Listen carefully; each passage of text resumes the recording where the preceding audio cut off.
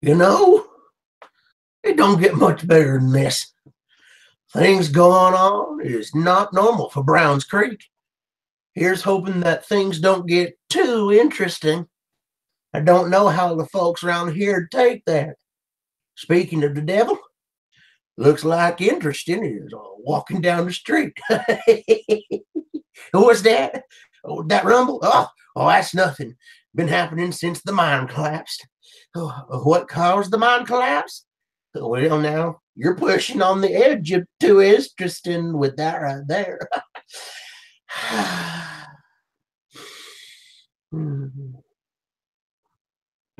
All right. So here we are for our second game, and I've got with me Clyde and Mike, Matt, Eric, and Caleb. Let's go ahead and introduce characters, and with that, kind of tell us what's going through your character's head at this moment. Let's start with Caleb, since it looks like you're busy. Sweet. Sweet. All right. Yeah. Hello, I'm Caleb. I am playing Monroe, kind of a gunslinger. He is in a weird spot. I think he is currently thinking to himself that these other guys that are here are just like everybody else that's ever come through. They come through, they help out, maybe they stay for the long haul, but most of them leave. And so Monroe, being somebody who's very familiar with the location and has kind of had that mindset of staying, kind of sees everybody else that he's hanging out with right now as tools, in the sense that they are helping him get his place of comfort back to the way it needs to be. And comfort is definitely important to Monroe. But yeah, he's good. He's feeling happy because they have Bethany, and McCoy is knocked out. Next on the list is Mikey, as in the kid, not the player. All right. Speaking of Mikey, let's go with Mike. All right. So I am Mike, playing Dr. Joseph Hirsch. He's recently transformed for the first time in front of these people into a kind of hulking cat beast. He's grown in size a little bit. Obviously, the muscles came with the transformation, but he's kind of intimidating and scary. So he knows that this has happened before, and he's just gonna try and kind of hang back from the group probably tonight because he is a little worried about people making the connection that he's the one that transformed. So.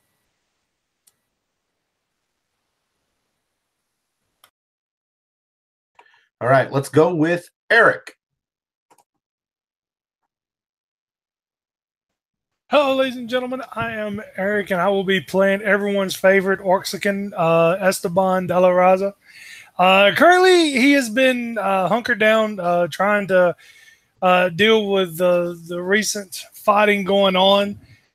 He's actually trying his best to not kill everything that he, taking the sheriff's words into consideration of not slaughtering everything that comes into his path. Trying to at least take some prisoners, so that way he can somewhat renew himself in the eyes of this bar lady that for some reason he finds himself, he wants to prove that, he's somewhat, that, he's not all, bad, there's other Orxicans. So, yeah. All right. Matt. Oh, I did Matt, didn't I? Russet Red is a native of this land, a reddish brown furred bear man. He stands 6'5", and he's super imposing.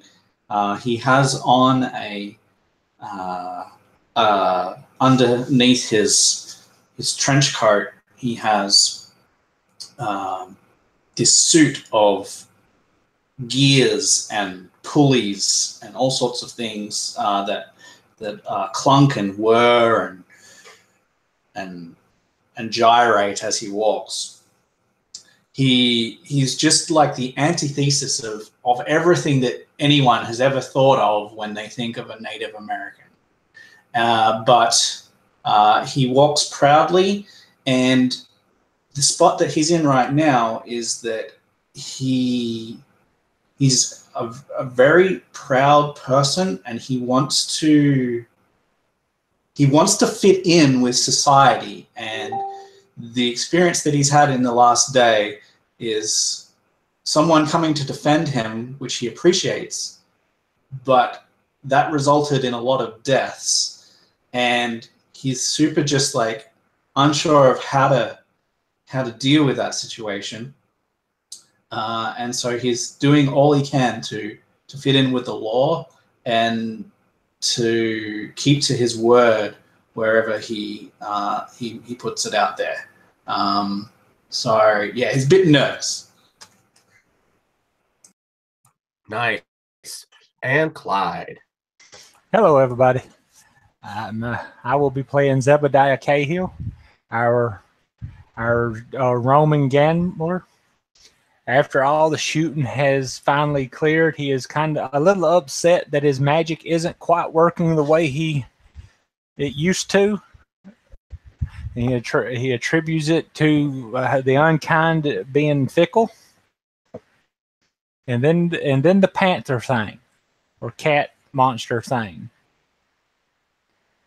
I don't know if we haven't seen it yet, have we? Then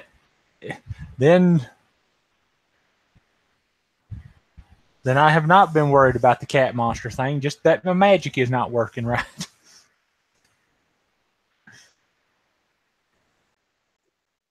All right.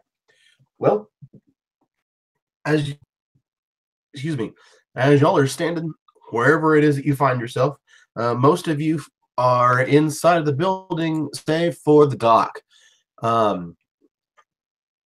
You have all these bodies around. You've got all their stuff. You've got Bethany. What's going on? You guys can take over.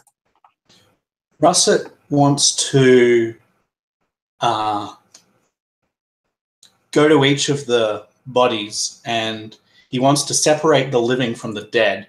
He feels really bad for anyone who has been killed in this circumstance, and he's trying to carry the unconscious out onto the porch where they'll be safe, and find somewhere for these deceased people, and trying to swallow the bile that is welling up in his throat as he's dealing with corpses that he hasn't had to deal with before. I don't really remember you guys saying that you were trying to keep any of them alive. So there's one that should be alive. Which one? McCoy. For sure. So every roll that I made was to keep my target alive. Cool. There should be a couple, but there wouldn't be many. I don't. Sounds great to me. So you've got one of the pistolers, whom we are calling a rowdy. You've got a rough.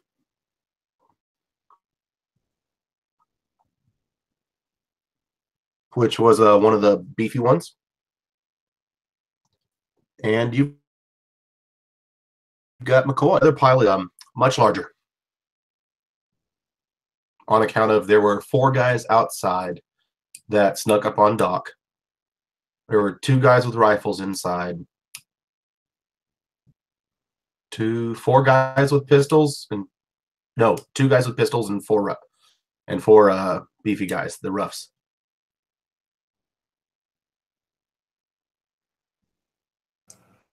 Right on.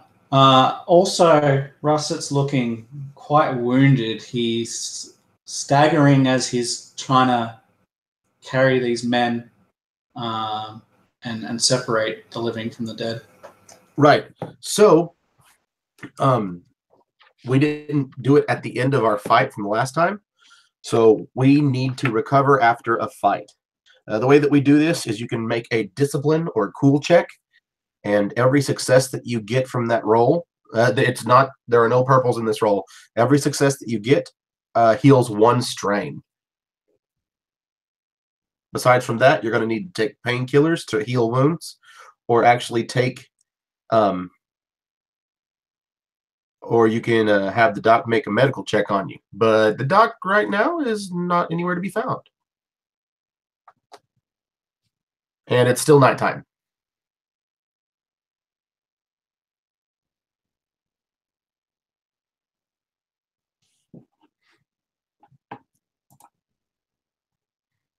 Cool. So you're going to have Monroe heal 2 strain.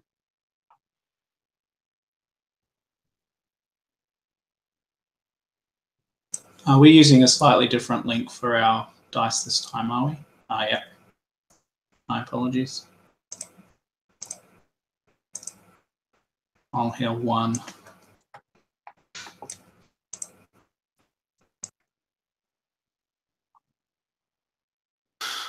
So, how old is Bethany? Bethany is 8. So, first thing that Monroe would do is he's got both his guns out. He kind of pushes his hat up off of his face so that Bethany can see who it is, and he holsters both of his guns and walks over and says, "Well, Bethany, I'm glad you're okay." And he kind of opens his arms up in case she's looking for some sort of embrace. And she's shaking over in the corner, and she sees you, and just being the closest thing to her, she just reaches out and holds on to you.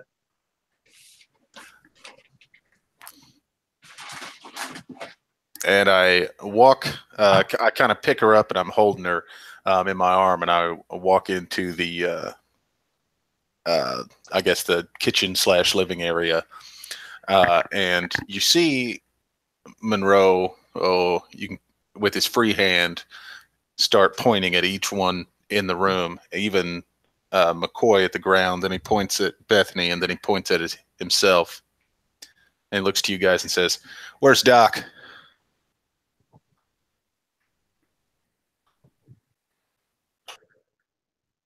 Okay, and that's when you see the cat beast for the first time.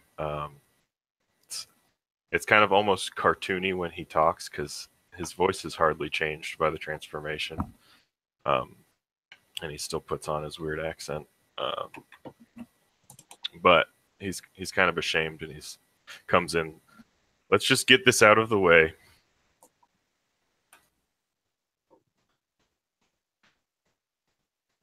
Monroe puts down Bethany and kind of looks down to her and like kind of comforting and pats her on the chest. And he looks at you, Doc, and he kind of smirks. Yeah, if you look closely, you'll notice the shape of the same mustache is on kind of puffy fur on this cat. And he looks at you, and through that smirk, he squints his eyes and says, "Doc, that you?" Yes. And he just kind of laughs and looks down at the ground, and looks back up, still kind of eyeing you. And he picks Bethany back up and has her in arm now. Bethany, you can feel that she is shaking. Worse. Last thing, and then I'll move on. With his free hand, he ejects the clip out of the bottom of the gun and pulls the shell that's in the chamber, kind of sticks that in his pocket, and then he hands her the completely toy gun at this point, and he puts it in her hand, and he says, "If he does anything crazy, I got a hold of you, so you got to protect me." And he kind of shakes her and laughs, and we go back into the bedroom to gather anything that maybe she has in there. Make a charm roll for me. Oh, I did not see that coming. I thought you'd just be like, "Cool, moving on." It's scary, and you just put a gun in her hands. She knows Monroe. She grew up in this town. She knows there's bad stuff around. She probably knows how to use a gun. Yeah, success and... sorry, go ahead. It's versus 2 purples, and you've got a blue.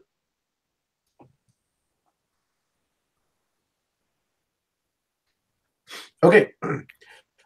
She takes the gun from you, but as you see her, like she is still shaking, and she is holding on to you and the gun. You see that even as much as she knows you and as comforting as you were, she is scared right now. Well, and I think that's the moment when he kind of looks at her and realizes this, and so that's why they walk out of the room. Perfect. So just still looking through the window, when he hears the Doc, he turns around and he goes and he grabs for his gun. He's like, "What the wild world?" I'm holding the gun at Doc. What the? But hell! Nope.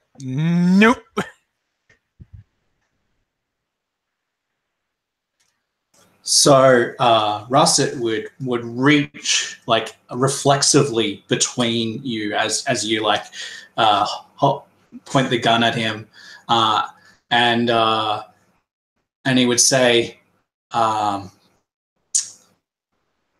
spirit of the great cat must reside within you," and I say that to Doc.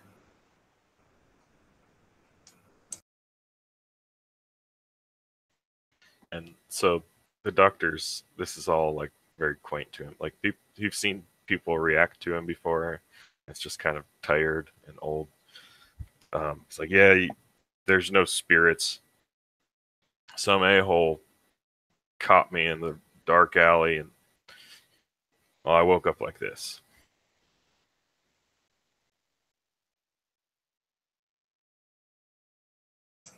Russet just goes dead silent.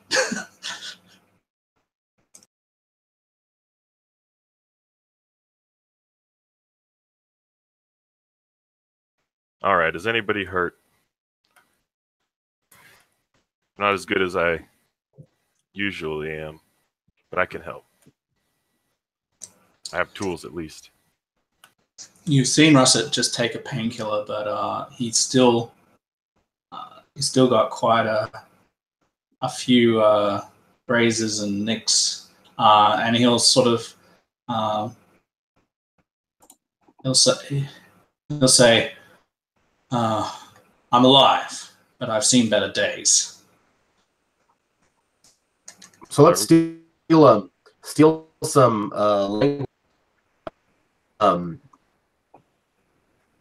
unconscious. You don't get to tell us exceeding your current wound threshold. If its current wounds are equal to more than you're bloodied, and anything else, fine. Use how I like to say it, just to kind of keep the.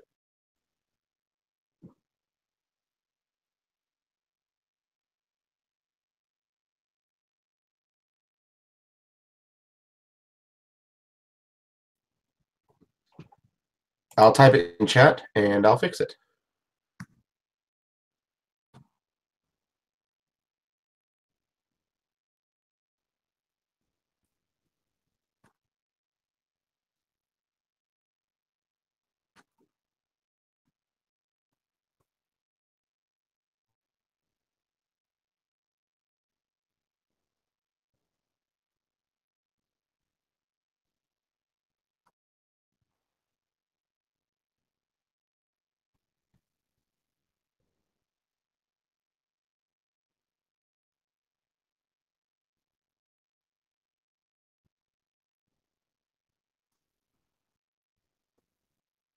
Y'all can go ahead and talk.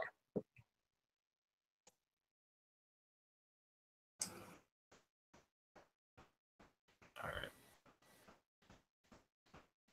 So basically, what's going to happen is I can still do medicine, but I have less intelligence, and you might be a little intimidated. He might make us roll bad for just not wanting me to be that close to you because I'm kind of a monster-looking person. Maybe not you specifically, Matt, but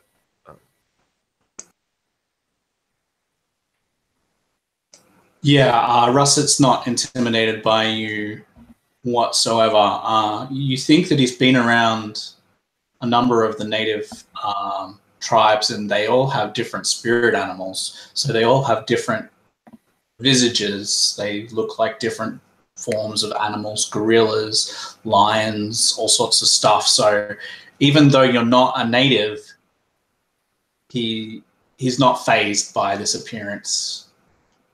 He was fazed that you said that there were no spirits. So he just went deadly quiet when you said that. But other than that, yeah. I like the culture clash angle of that. Like, you see me as, you see me better than anyone else in the party probably, but I don't believe in what you're saying.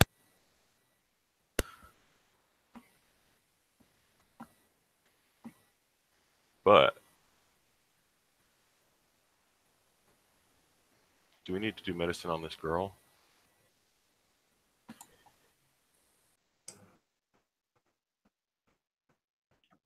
Still,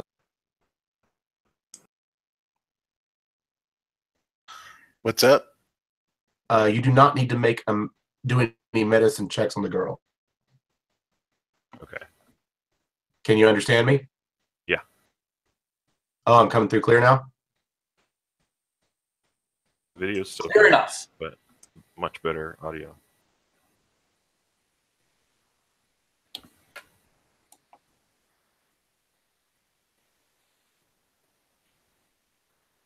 So yeah, I think I'd give Bethany a pep talk after we went in and kind of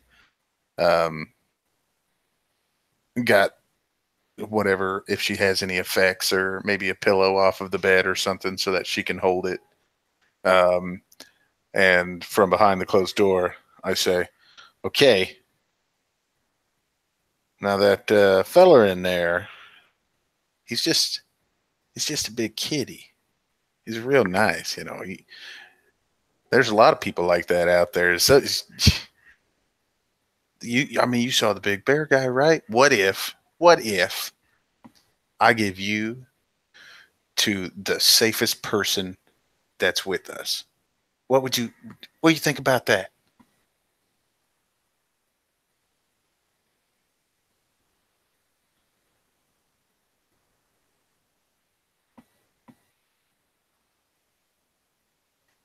I can't hear you, Jim.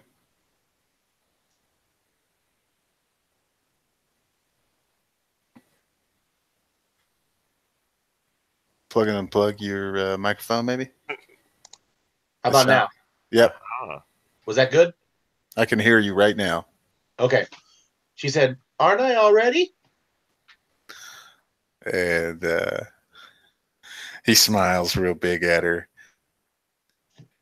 And he says, well, how about this? And he sets her down. He says, Quick Shot, he's going to protect you. You know this. But the best way that he knows how to protect you is if you stay real close to him, and he's going to need that back. And he kind of puts an open palm towards her.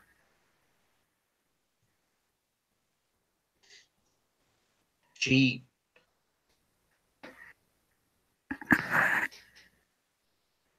goes, she'll hand it to you, and she looks at you and says, Can you empty out one of the other bad mints for me? I could have one of theirs. Looks at her. She says, sure. And real quickly, like kind of as he's looking at her, he quickly jams the clip back into the chamber. knocks it so that it's ready, looks down the sights, and slips it back into the holster. Says, "Sure." And he knocks on the other side of the door, and he says, "All right, we're coming out now." And he looks back at her and slowly opens the door, and he reaches back and he grabs her hand, and they walk into the living room. And he goes to the closest person. I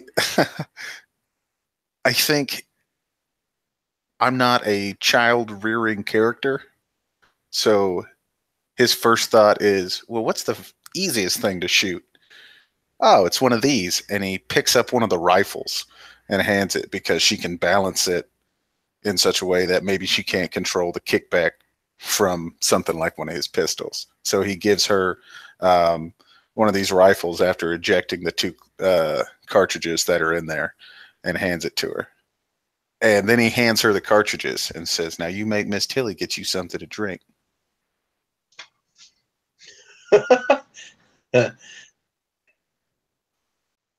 You watch her like the 2 little the hound. She's like the little girl trying to heft it up, and the barrel's just heavy enough that she's trying. She's got her knees together as she's trying to hold it up. She finally gets the barrel up, and she literally looks like a child who is it just looks like a humorous sight until you realize that it's an 8-year-old holding a rifle.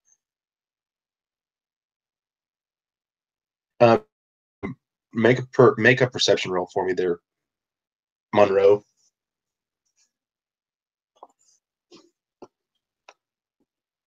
Versus 2 purple.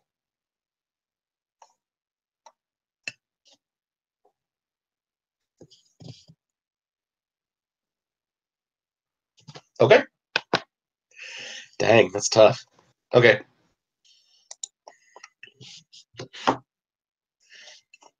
Nothing happens then. Doc, you can go ahead. Are they coming out into the room? Can I do medical checks on everybody? Make sure everybody's good to go. Sure, you can go right ahead.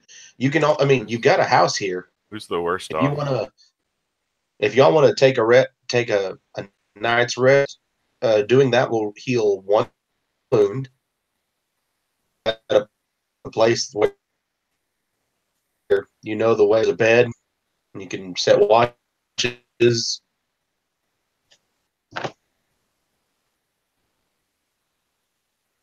I'd be okay with resting if we can rest for long enough to turn me human. That'd be awesome. That's y'all's decision. Yeah, You guys want to get a quick 8? sure. I didn't get attacked. I just put a lot of strain on myself. How long did it take to get out here again? Sorry. It was what? It would have been a 20-minute horse ride, so 40 minutes. Russet would say, well, Bethany's folks would be worried about her, wouldn't they? Shouldn't we get her back before the night's through? They'll be worried sick all night. Yeah, Monroe chirps up and says, "Yeah.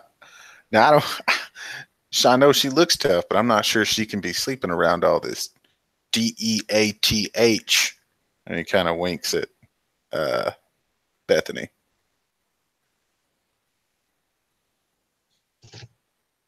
Okay, well, I'll look after your wounds before we hit the road. What am I rolling against for the worst in the party here? I'm still rolling 2 yellow, so it's not that bad. Yeah, it just depends on who you need to. Yeah, who needs help here? I mean, I only have 2 wounds. I feel okay with that. Unless I should try myself first.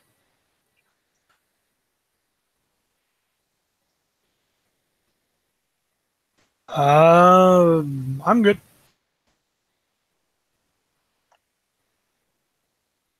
How much damage do you have, Matt? So I'm trying to explain this in game terms rather than like numbers. So Rossett got shot, but let's say that the bullet went right through his leg, so it's not like in there, so it doesn't require digging out. It just might require a bandage. I feel confident that's something I can do, but I don't know what to roll against here. It'll be 1 purple. 1 purple. Oh yeah. And while he's doing that, what's the difference between healing and healing a critical injury? Healing a critical injury, it takes a roll. Let's see, which of the injuries did you get? So I've only got a nick.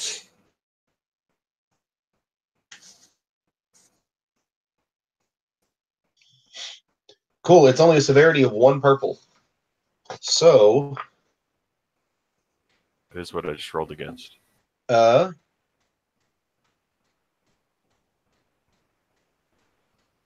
Still persist, for example.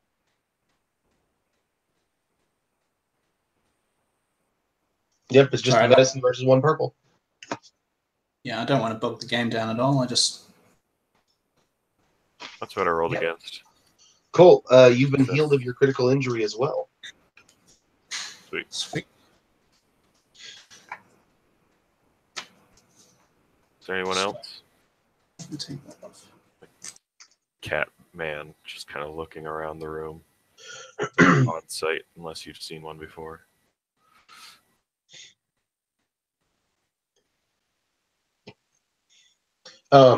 Side note, it says a character may attempt to help someone recover from a critical injury by making a medicine check with the difficulty equal to the severity rating of the critical injury.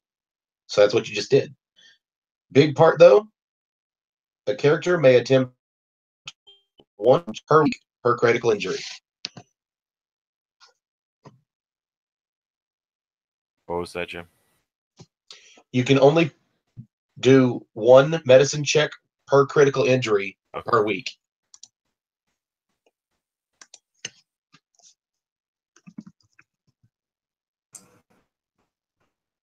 So basically, if you fail that, it's like they're still hurt with it for a period of time. Right. They can try to make their own check to heal from it after natural rest.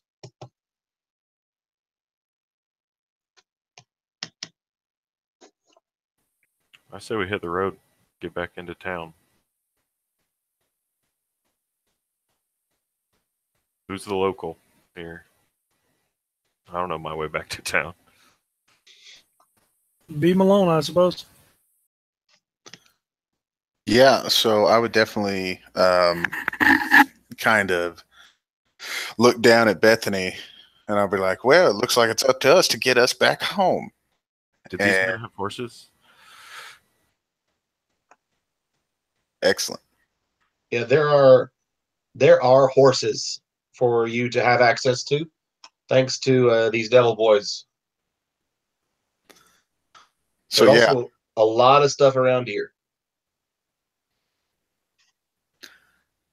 yeah. I think what I would do is I would set Bethany up on one of the horses and tell her to just get comfortable up there.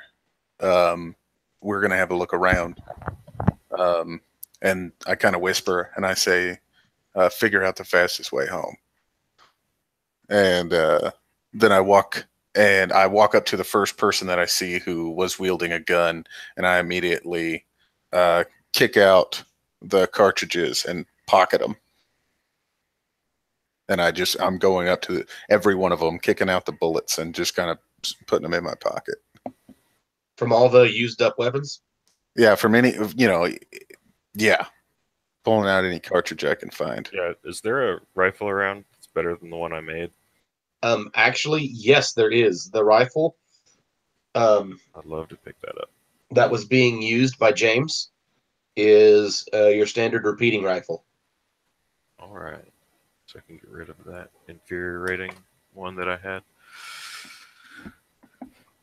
Also, they were not using pistols; they were all using revolvers.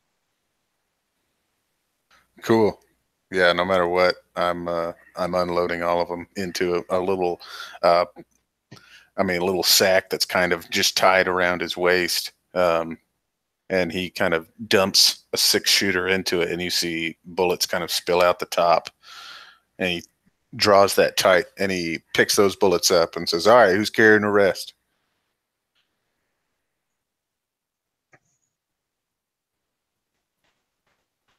I'll take some of them. Let's see. So you guys will be able to find about 8 beat up, shot up jackets, 6 inferior repeating rifles, 4 revolvers, and Doc has already picked up the regular repeating rifle. I think I would probably hold on to 2 of those revolvers. Okay.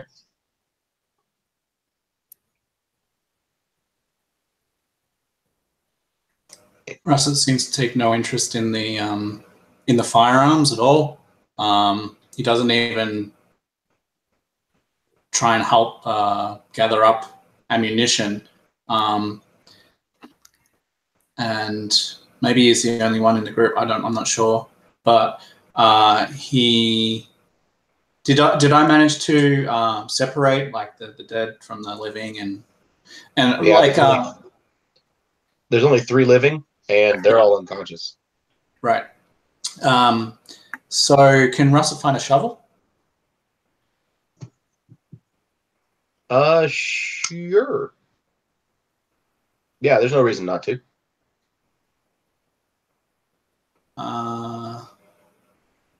So Russell would go out back and he would start digging a hole.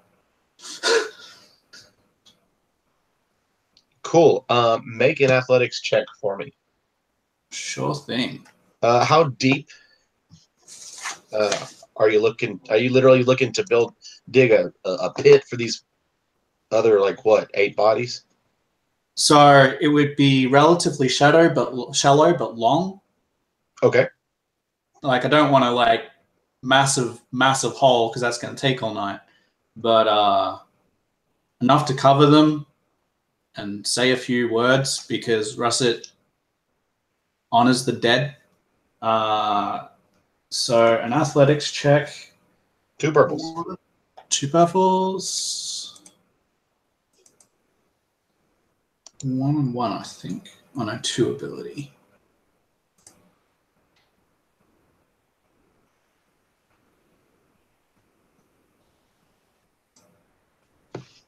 And success with an advantage. Cool. You can get that fairly shallow but wide hole dug. It takes you. It's going to take. You can as you get started. You can tell that this ground is. It may not. It's definitely not sand, but it's pretty packed and unforgiving.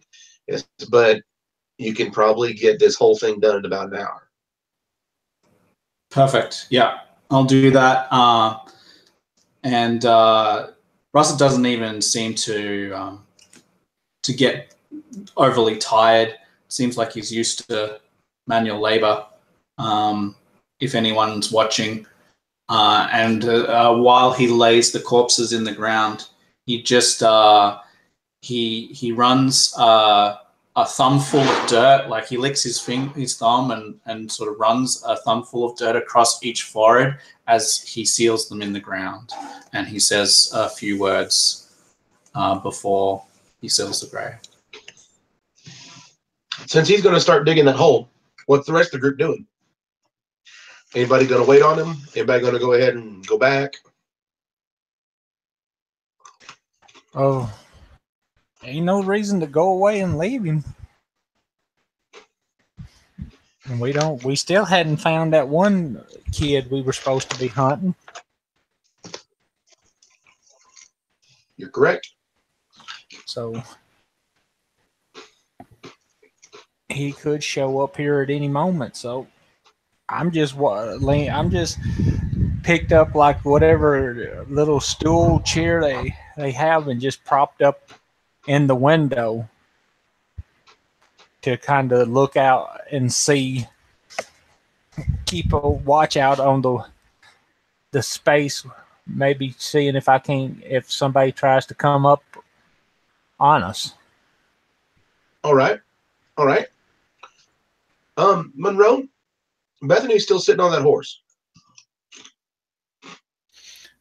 Yeah, I feel like maybe I wouldn't have put her up on the horse until we were about to leave. So I feel like what I would probably be doing is going around, and that neat little pile of alive guys, I would take my rope out and is this just like an obscure amount of rope that I have when I have rope? You've got enough for the job. Cool. So I'm going to take their unconscious bodies and hog tie their legs and arms behind their back. And then, along with, I'm sure, the helpfulness of Esteban, we would pick these guys up and load them onto some of the other horses. I don't know if Esteban's going to be so helpful. He might be. No, what? Okay, I'm back. Sorry. Esteban, how prone to wanting to work this late at night are you? Oh, how late are we talking? Yeah, it's probably 8:30 or 9. It's dark. What time we planning on heading out in the morning? Right now you've got Russet around back digging a shallow trench for all the dead bodies, and Monroe is the live guys to help him. Esteban looks at, he says, and he just sits down, leans against the post. He goes, "That's too much work, Holmes." And Monroe sits there, and it takes him a minute, but finally, once he gets into the right position, he leverages a body and kind of tosses it up, and he has it on his shoulder. And he turns around, and he looks at him, and he's like, "All right." And he kind of looks, and he says, "At least there's only 3 of them." And he walks the first one over to one of the horses and kind of lays him belly down on the back of the horse, balancing, and repeats this process. These guys are all unconscious. You're going to have to carry that man's ass. Well, that's what I'm saying. I'm hoisting this man over my shoulder and then placing him on the back of a horse. Gotcha. I think while all this is... Say what? I was just going to say, I think all this is going on, and realizing from previous experience, Joseph's trying to find which of the horses will not be scared of him. And I like to think it's one of the ones with the bodies already on it. I just kind of like shrug it off, like, "Oh, this is my horse."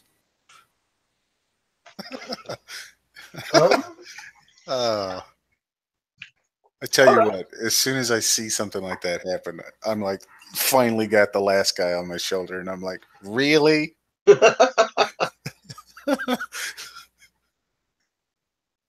Okay, you can try to calm a horse down using charm. I'll even be good with leadership or coercion. Whatever you feel like, however you're going to do it, just let me know what you say to this horse or what you do to break it. I think I'm mostly just walking up slowly. But let's see. Definitely don't have anything that's going to help here. I just roll.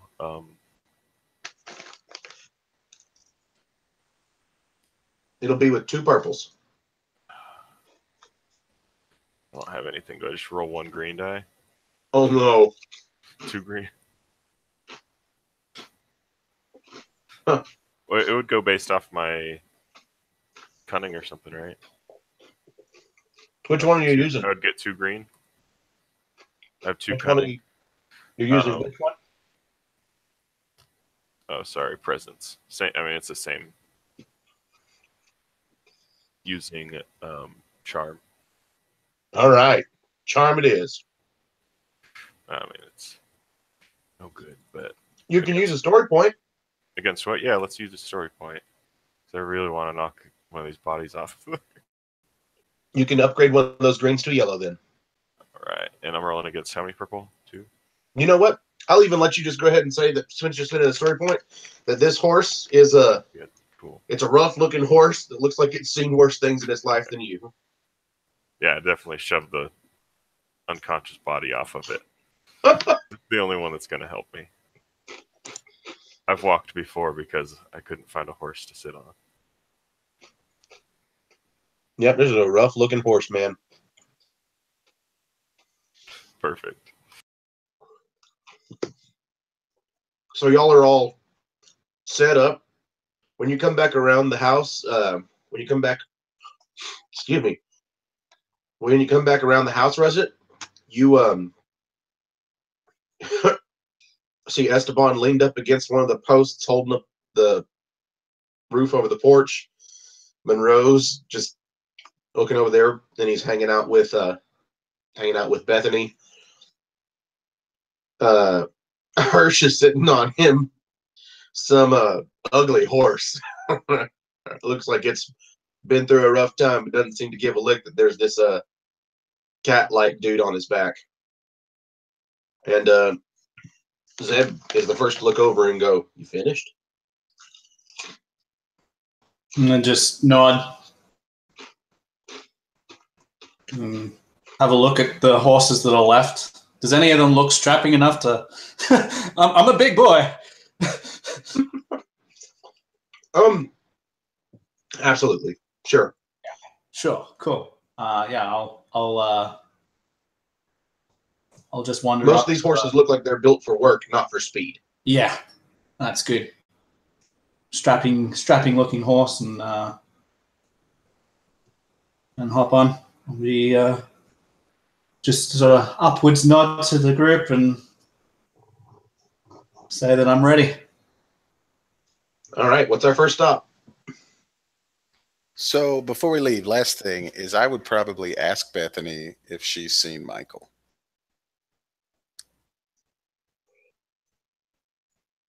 She looks up and she says, "You mean the McGillicuddy boy? Yeah, he was around here. Yeah, hadn't seen him in a bit, though."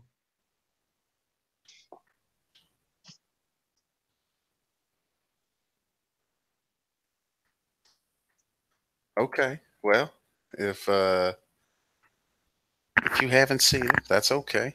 But you just keep your eyes out, and I'll help steer the horse, and you just keep your balance, okay?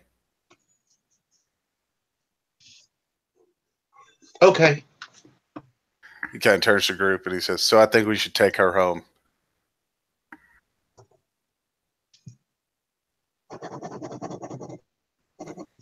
Yeah, let's go. Cool. Yep. So yeah, I think that's the first step then. All right, so we're going to go see Steve and Sarah Ann. Yeah. Yeah, and I think as we approach, I would probably, I would tell the others, everybody to kind of hang back since Sarah Ann told us to kill everybody and we are bringing survivors back. You guys hang back. I'll go drop the kid off and then we can get back to town. Sounds good to me. So I'd lead her over to the porch and we'd kind of walk in. I'd dismount, pull her down as well and set her on the ground. And I'd take the gun and I'd hold on to the gun. And I'd say, "All right, Bethany, they've been waiting for you. You just get on now." She gets running and she shouts out, "Mama, Mama!" And you see the door fly open and Sarah Ann's backlit from inside. And oh my honey, she comes running out, holding on to her skirts, bends down and catches Bethany. Monroe kind of tips his cap, and hops back up on his horse and leads his horse and the other horse back to the group.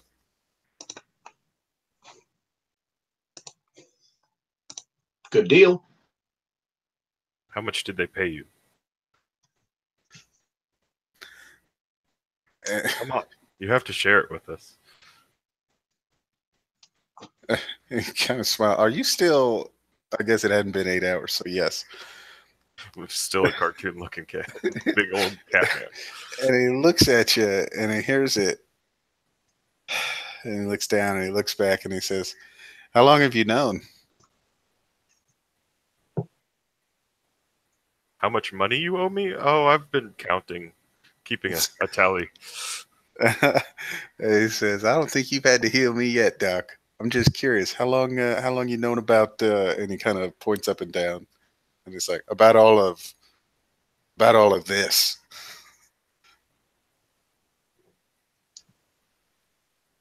I mean, for a few years. Huh. I've got it mostly under control. If you couldn't see, I nearly died. I'm sorry, I can't keep myself from transforming on my deathbed. Just over dramatic. And the smile on his face, where he's kind of in this cocky smile, sure of himself, quickly fades when you're talking about whatever you're talking about. He quit kind of paying attention, and he looks back over at the house, and he says, they didn't pay us anything. That one was pro bono." Sure. Okay. And he says, "But don't worry, I got plenty of drinks for you right here." And he slaps the bag of bullets. Forgot their currency. That's why you were taking all the bullets. Yeah, it's not for any of my guns. But he'd kind of turn around and be like, "Well, we ready to go?" Yes. Cool. I think we should end at this point. We start walking. He says, "I think we should get our story straight. Hey, killer."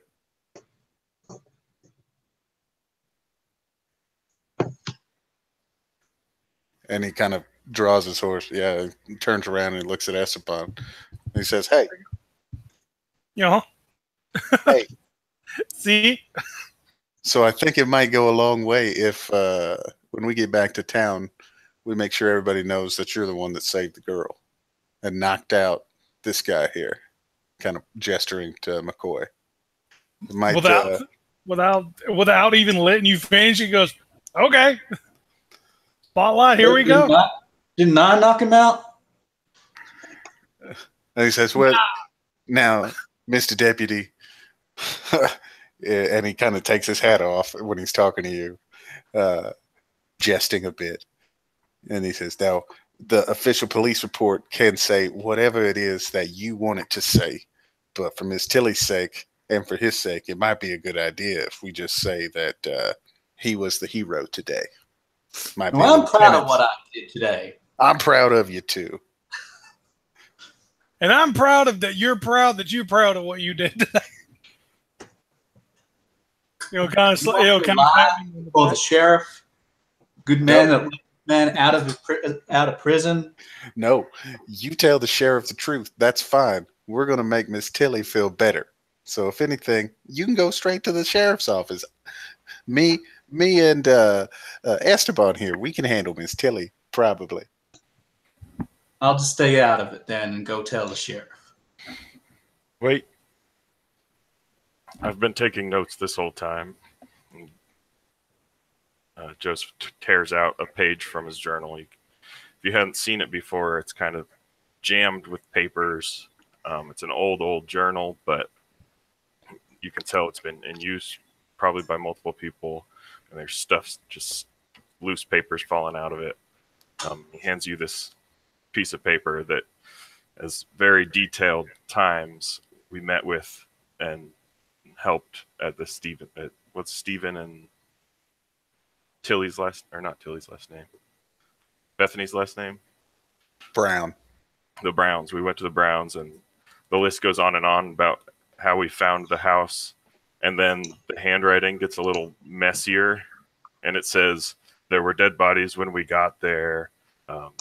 Just all this just garbage about how we found this giant murder scene, and there was all these bodies there.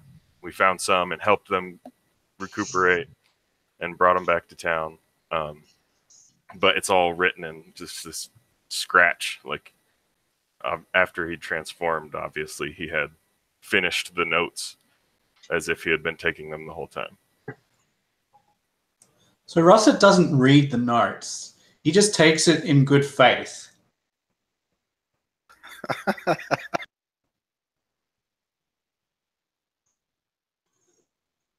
And he says, "I'll be sure to return this to you once I give the sheriff what he needs." Yes, I keep everything. And he kind of points to how much Monroe owes him at a different section of his notes.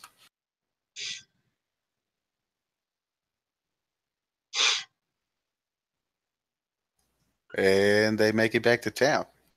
Absolutely.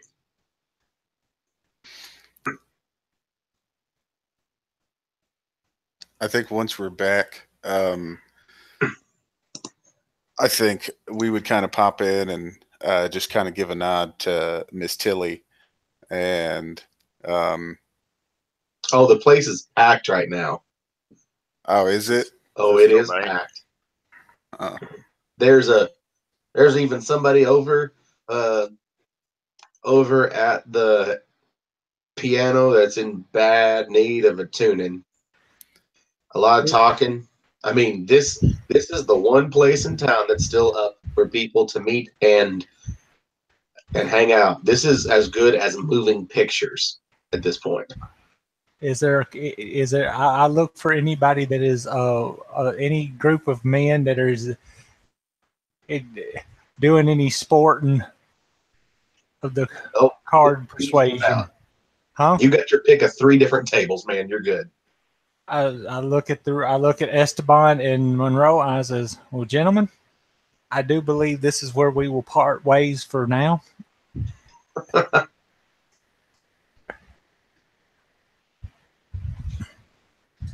Esteban goes, "Is this fancy card game you was trying to teach me about a while ago?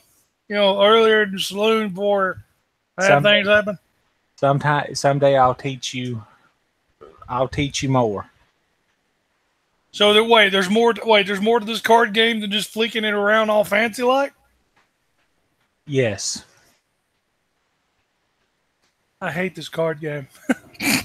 So I'll just walk up to one. You got a seat for one more? Do they look like they're using money or bullets? Oh, they're using bullets.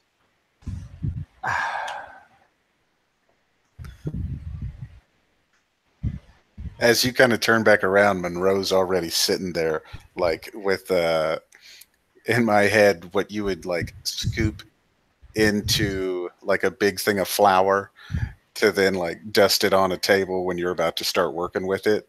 And he's got this scoop, and he just scoops into this little pouch of bullets, and he kind of holds it up, and he says, "What are you going to hold it in?" And he's got just a scoop full of bullets. Oh. I'll just hold out my hands. I'm not using my hat. And he sits there, and a waitress is walking by, and he kind of grabs one of the, not an apron, but like a rag or something off of her arm that's a little bit big, more like a towel. And he kind of, with one hand, quickly whips it over your outstretched arms. Put your elbows together. And he starts to dump this scoop into this makeshift bag that you can pull over the top and carry with you. I appreciate it.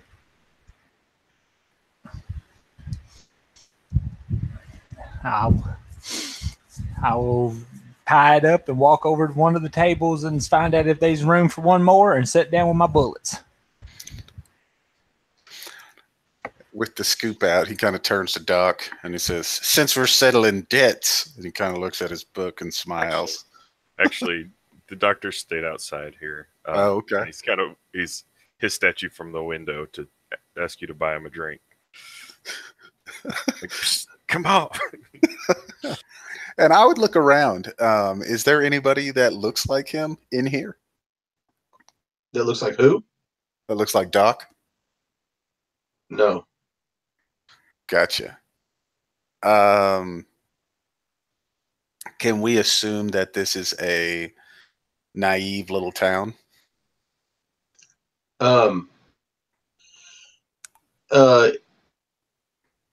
Yes, for the most part. I mean, you're also going to find them be pretty jaded. I gotcha.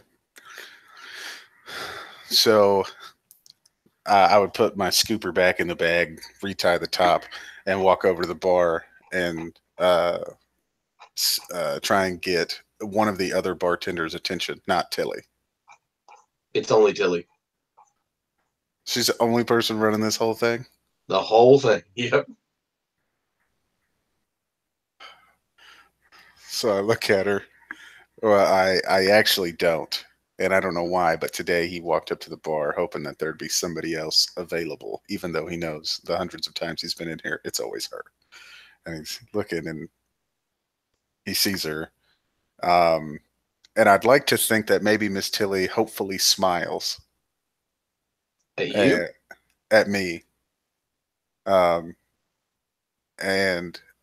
Monroe just kind of averts his eyes and shakes his head very subtly. But then he points to the window where Doc is kind of standing, and he says,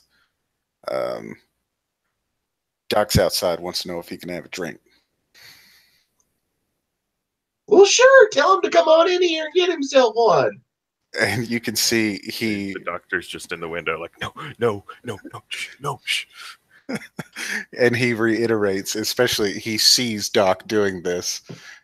And again, he kind of gives a sterner, like, over that way, and like trying to make her look out the window. Doc, first of all, I want you to make me a stealth check, and I want you to add a black to it. So 2 purples and a black. Because for someone who's not wanting everybody else to see him, you're standing by a window waving your arms.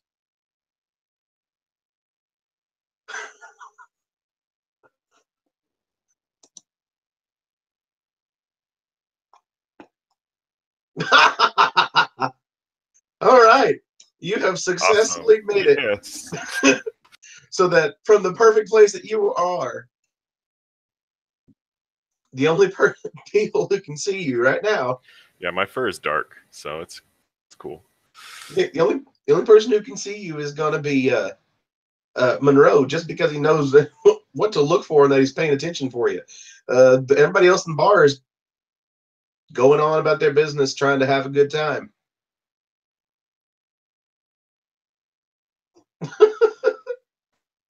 Way to go. Nobody look at me. Yeah. I'm over here and you can't see me. It's pretty late, though, so everybody's real deep in their drinks. And it's dark. It's not a quiet bar. I mean, dark. There's conversations. There's ruckus. There's men shouting at each other and just laughing it up. But the conversation that they're laughing about is not so... even though they seem like what they're talking about is no big deal, what they're talking about is pretty stout stuff.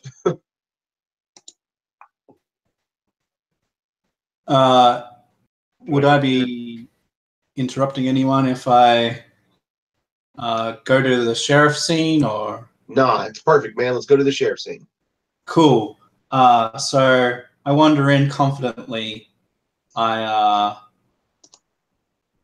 hand the sheriff the 2 bits of paper that have the writing or the account of what Doc wrote, and I haven't seen it. I just hand it to him as if, and I say, "This is our account of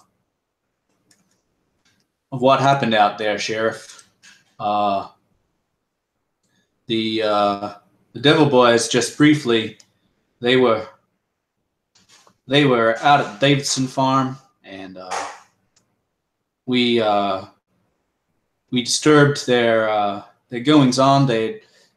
We discovered that Bethany was amongst them. They shot at us. They had their guns out. They weren't holding back.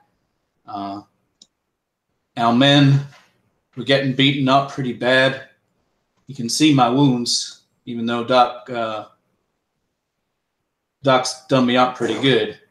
But unfortunately, some of them didn't make it, Sheriff. But we saved who we could. We gave the rest a decent burial.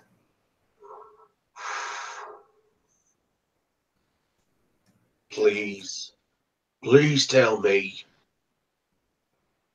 it wasn't that orc. Please tell me that they attacked you. Please. I'd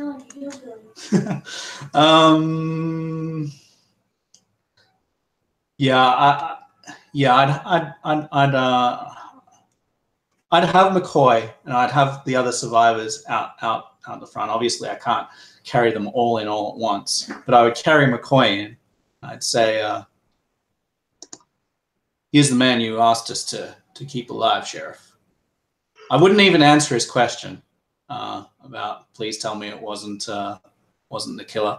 But I would say all of us had to resort to a good amount of violence, or a bad amount of violence, Sheriff. It was not a pleasant scene. Yeah. Well, guess they can't be helped. We did not find the Mikey boy, but I think a couple of us willing to go out again and look for him. But we did find Bethany, and we did bring her back. Yeah. That's mighty fine of you. Mighty fine. So there is a discrepancy between what Russet is saying and what's in those notes, because the notes say that there were already dead bodies at the Davidson farm, which Russet has said there wasn't. So if he looks at the paperwork while Russet's there might be an issue. That's up to you, because I don't know what the sheriff's like, whether he'll just file it or... No, sheriff stands up, looks at him, puts him on his desk, walks around, looks up at you, puts his hand on your shoulder, and he goes, "Sir, that's the most good that's happened around here in a long time. Thank you."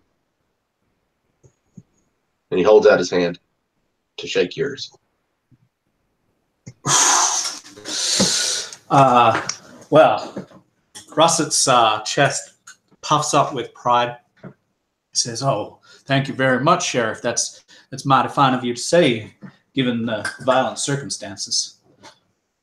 Well, just know that most of them boys, well, they weren't from around here, so it's not really any skin off most people's teeth. Some people's gonna, when they find out that some of them's dead, they're gonna be some sad people. When that happens, well, I'd be happy to have your back since you had mine. Now, Deputy, there's this matter I'd like to talk to you, and all of a sudden the ground shakes. Like this is a solid earthquake. You're watching stuff rattle across his desk. You're seeing stuff fall down. You watch James McCoy, who was leaned up against the wall, fall over from it. Over in the bar, you are watching glasses rattle across the bar. Glasses fall off of people's tables. You even hear some shattering, but the ground shakes. In the bar, everybody's bracing themselves. Tilly's trying to hold everything still.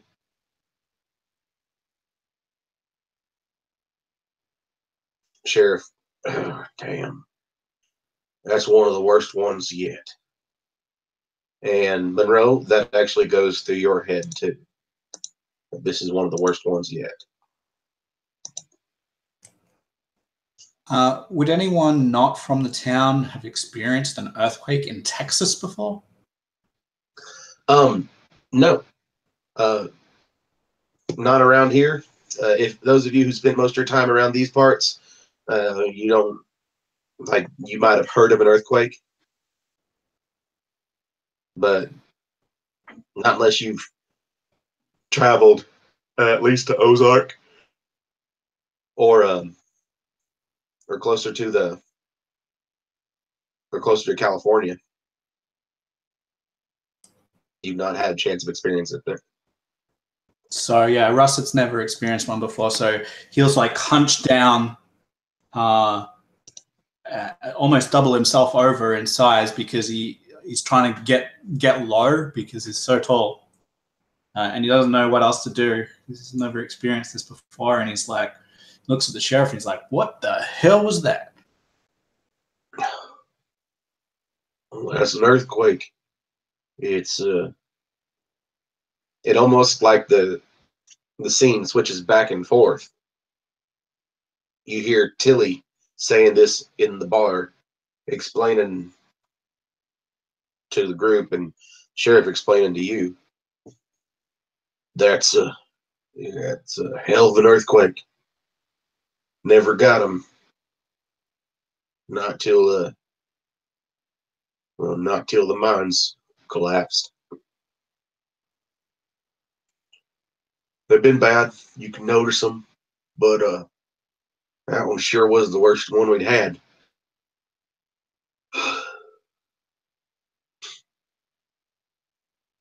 The sheriff looks at you, scratches his head, and goes, "You wouldn't mind checking that out, would you?" Going out to the mines? Well, Wouldn't bother me. None. I mean, you could. If you got time. If you don't, I get it. You could just talk to some of the people in town, maybe find out if they've seen anything new, at least those who work down in the mines. Well, perhaps some of our group could do that. I haven't received the most accepting of welcomes here, Sheriff. Yourself, obviously, the exception. Well, shit, I understand how it goes, son. You're a sight for sore eyes around here. We ain't used to folk like you walking through our streets, but you just to keep that badge on you. In fact, he pulls out piece of paper, and you watch him scribble onto it, and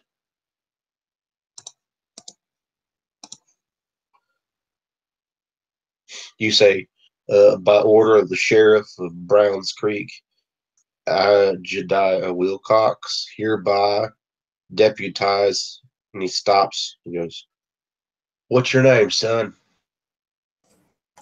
People where I'm from call me Russet Red on account of the fur, you see. Good enough for me. Deputize Russet Red as an official member of the law of Browns Creek. Signed, Jediah Wilcox. And he takes it and he folds it up and goes, "You keep that." Very well, Sheriff. I'll do my very best to investigate, and we'll find out what's going on down there, even if I have to go myself. Well, all right. Now, I can't promise you people will be nice to you about it, but that might help.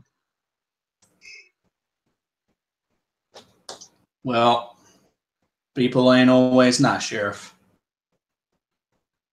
You got that right.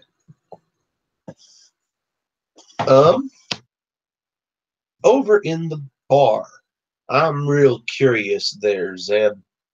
How? Let's see. Let's make a deception roll.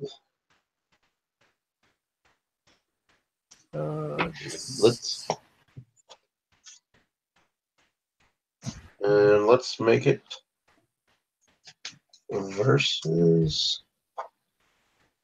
You know, I'm just going to stick with 2 purples.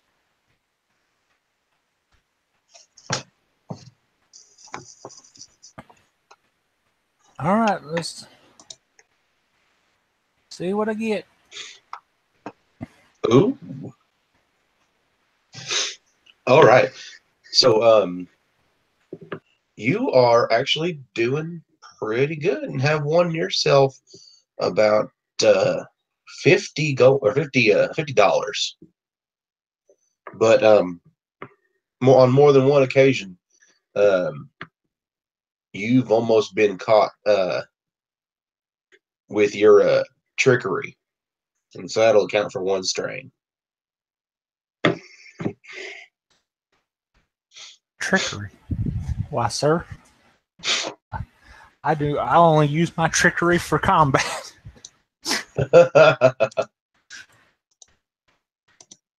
Whether that's your magic or your palm and cards or whatever.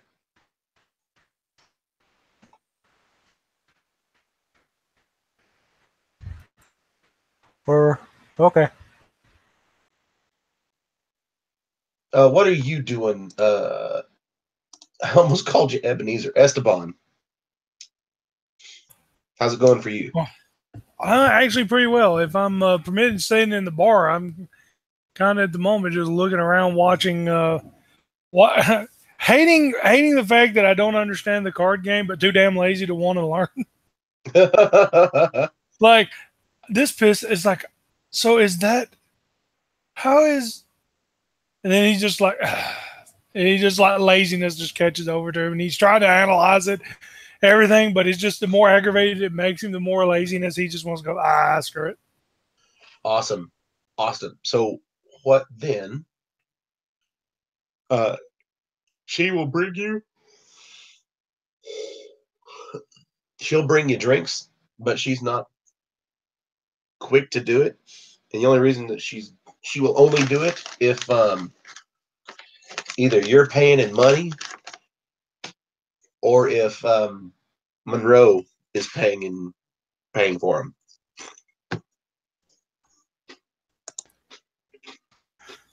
Monroe would kind of know the deal beforehand, and he would kind of look at you, and he'd do this like awkward motion where he gets off of the bar stool and like squats down, and he takes his hands and he makes this big gesture like he's grabbing something, and then he acts like he's throwing it over his shoulder, and then he wags a finger at you, and he's like, he just kind of shrugs his shoulders, and he's like, "Oh man."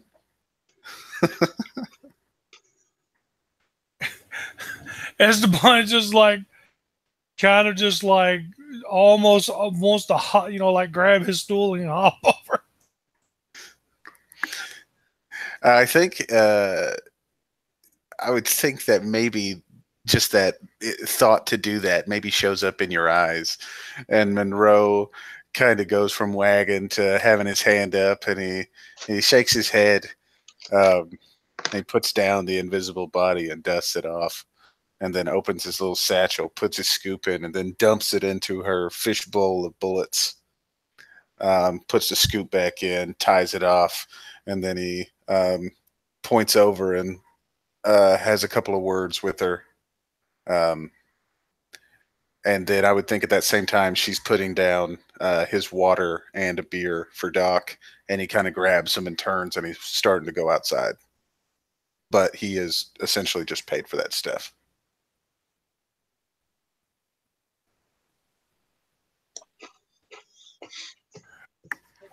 Esteban's almost dumbfounded by what he's just watched this full-grown man do.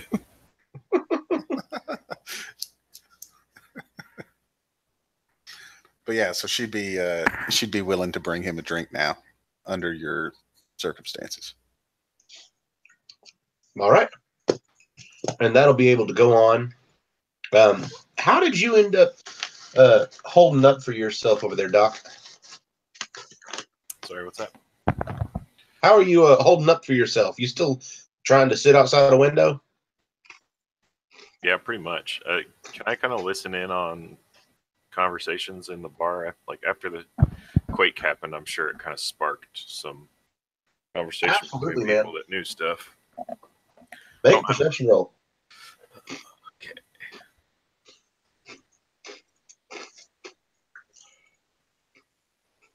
Just blind, right? Nope. Purple. Let's see. Versus, I'll say versus 2 purple again. Yep. I like 2 purple. That's average. Wash. Add a blue and a black and roll again. Advantage. You've got 1 advantage. You can heal some strain if you need to. But I don't need to. You are not quite able to really pick out any of the information. I think the reason maybe is because at the same time that he's like leaning in to hear more, Monroe kicks open the saloon doors and makes enough noise and rounds the corner and kind of sees him there and hands him the beer, and he starts trying to talk to him. And so he's like keeping Doc from doing what maybe he wanted to do instead. Yeah.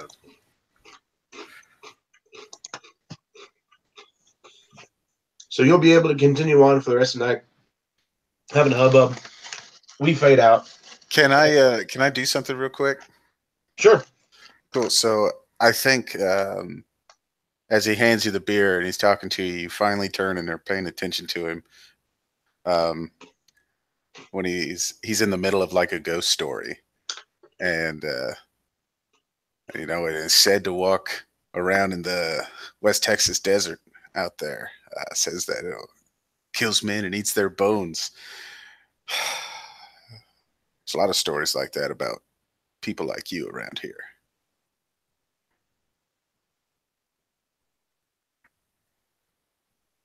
The doctor's just writing in his notes, and you can kind of see he's like scratching through a tally mark and writes a little note for the beer.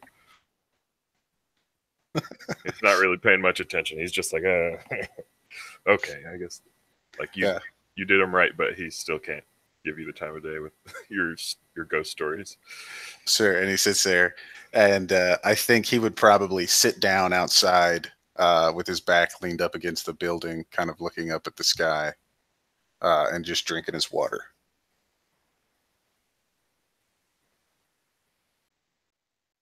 All right. Fade out. Fade back in. You guys, there's lots of empty buildings around to sleep in. Not necessarily a bunch of beds. Only person who's going to be really willing to give you a place to sleep. No, he's not. Is the sheriff giving Russet the option of sleeping in one of the cells in one of the cots, because at least there's a cot in there.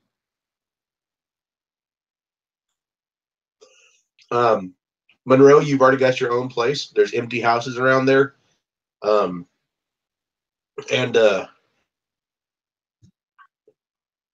It's by the time y'all are ready to go to sleep, it's too late to go hit the Browns up.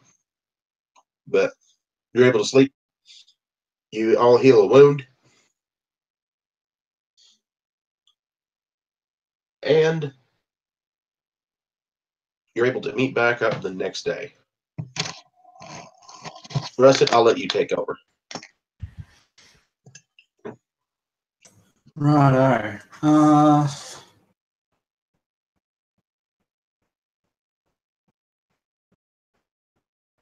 So, what Russet wants to do in this small town, are there still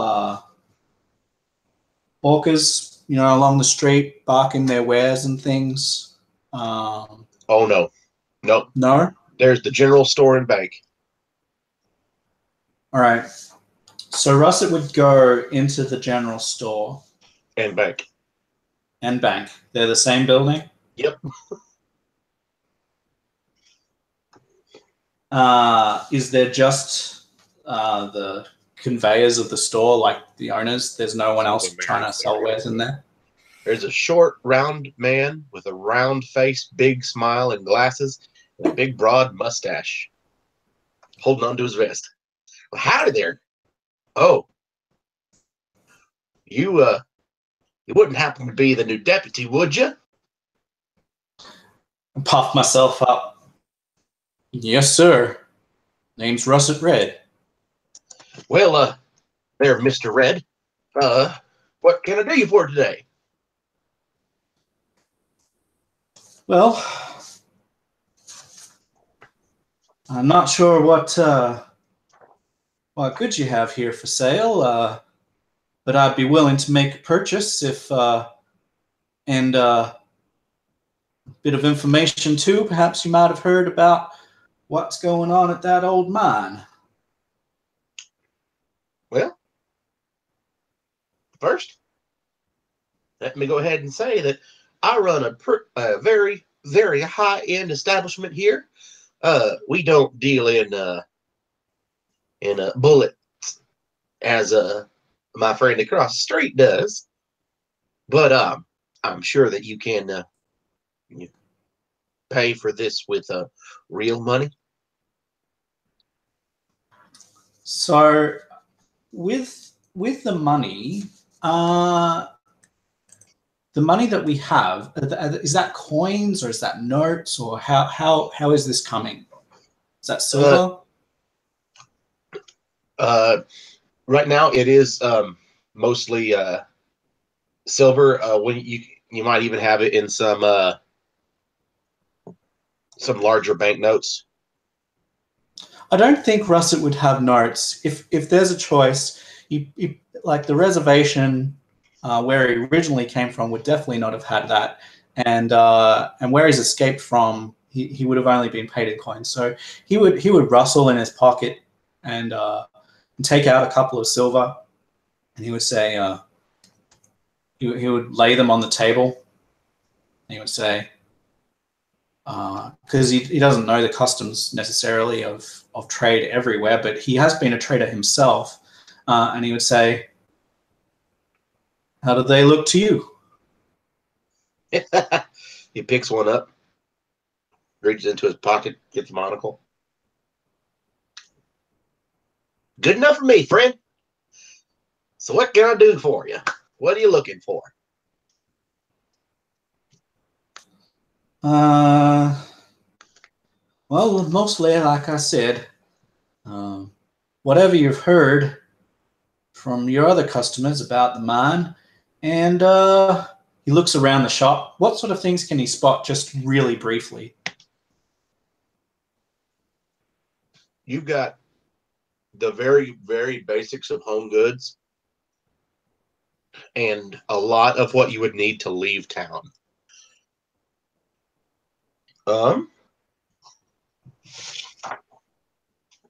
Make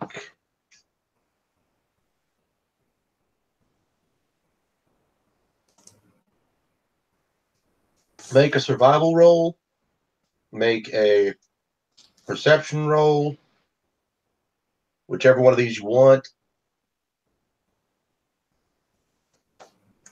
All right. I might. And 2 purples again. I might flip a coin then. Okay. because I've got nothing in either of those things. Okay. Against you, purple. So I got an advantage. All right. You can use that if you like to give yourself a blue die on the next roll in this encounter. All right. Thank you, sir. So yeah, I don't spot anything much in the shop that's of interest. He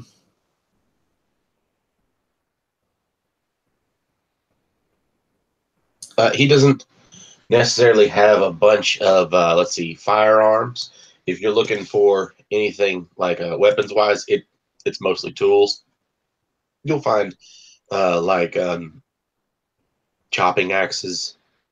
You'll find knives rather than large blades.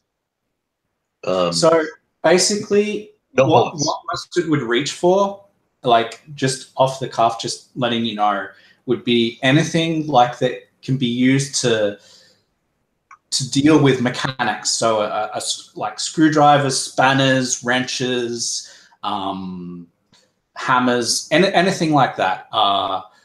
If there's a coil or springs, anything like that, there might be a box of doodads like that. He would pick that up and he would place it on the table.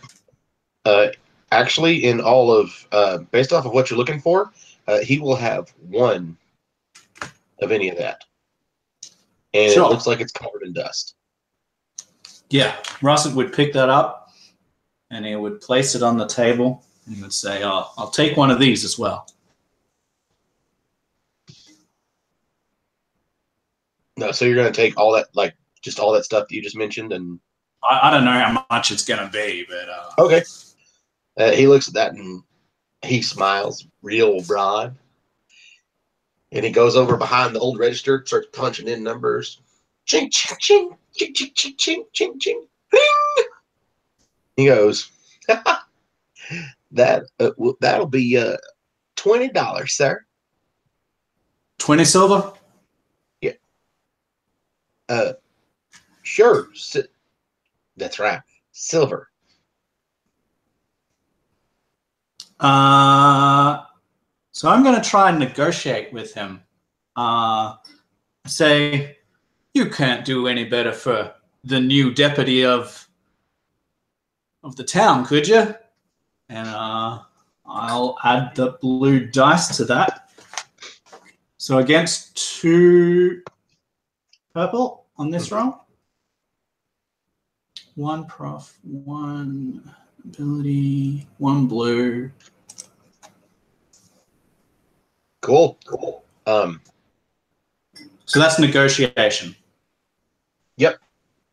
And he'll be happy to take off $5 from that because of your 2 successes. All right. So what I'll do is I'll say, well, that's overly generous of you, sir. How about I give you 18 and you tell me everything you heard about that old mine? He is happy to take your money and he will talk to you. All right. So He takes your money and he ends up telling you everything he knows, which honestly, it's not a lot. Basically, he's just giving you the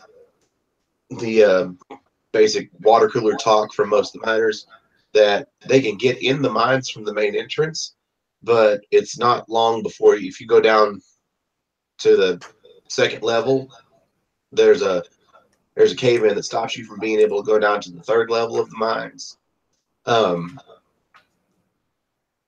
And let's see. Yeah, there's a cave in that stops you from going down to the 3rd level of the mines. And the earthquakes haven't been doing anything else to the mines, but certainly seems that that they definitely are connected to when the mine collapsed. You don't remember if there was any odd happenings just before the mines collapsed? Now, for that information, Probably going to need to buy some more, sir. And I'll tell you, this is how this part works. Based off of your advantages is the extra information that you get. Oh, okay. So, Jim, while they're talking, Yes. I think Dr. Hirsch kind of rises up, human form again, out of an empty crate after a few drinks. She had found the nearest open box and went to sleep in it. And so he sees that, like, where he is, and kind of comes to a realization that, you know, he's not alone, but he notices that he's distracted, so he wants to try and steal any, like, knickknacks, something small that he can quickly put in his pocket. Anything with value. You woke up in a crate in the store? Yeah. Okay. I fell asleep as a cat man. I'll let you fall asleep in the store for a story point. I used one earlier, but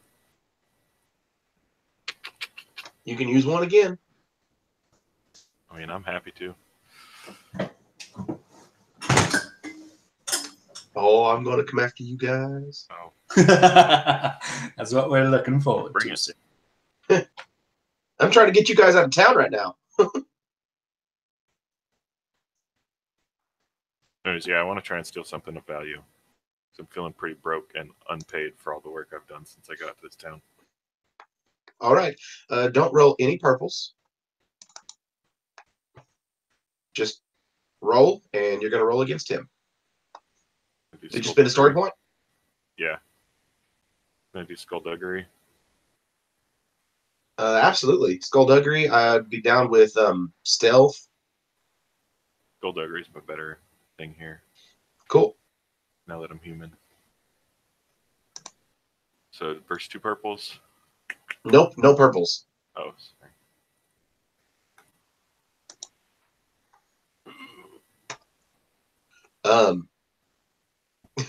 You wake up, and as soon as you get up, he may be talking to the deputy, but it is just perfect. The way he catches you, side of you getting up in one of the mirrors that are hanging up on the wall for sale. He goes, "Hey, what are you doing in here?" Oh, I'm sorry. I guess I slept here last night. That's not very good, especially with this deputy right here. Sir, I think I might have something to say about this trespasser. How about I take care of your trespasser if you tell me what went on just before the mines collapsed.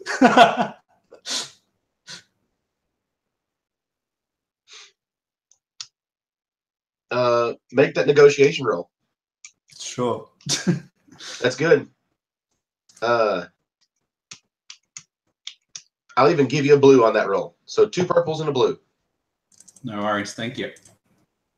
Oh, yeah. Boom. Real nice. So here's the first of all,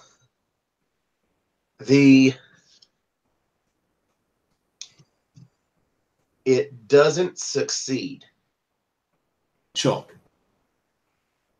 but you have an advantage, and so you don't succeed at trading information for getting him out of there, but you have a triumph. So how do you want to use that triumph?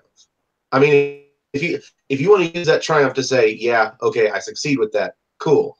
But if you want to make it something bigger and take the fail, just as good.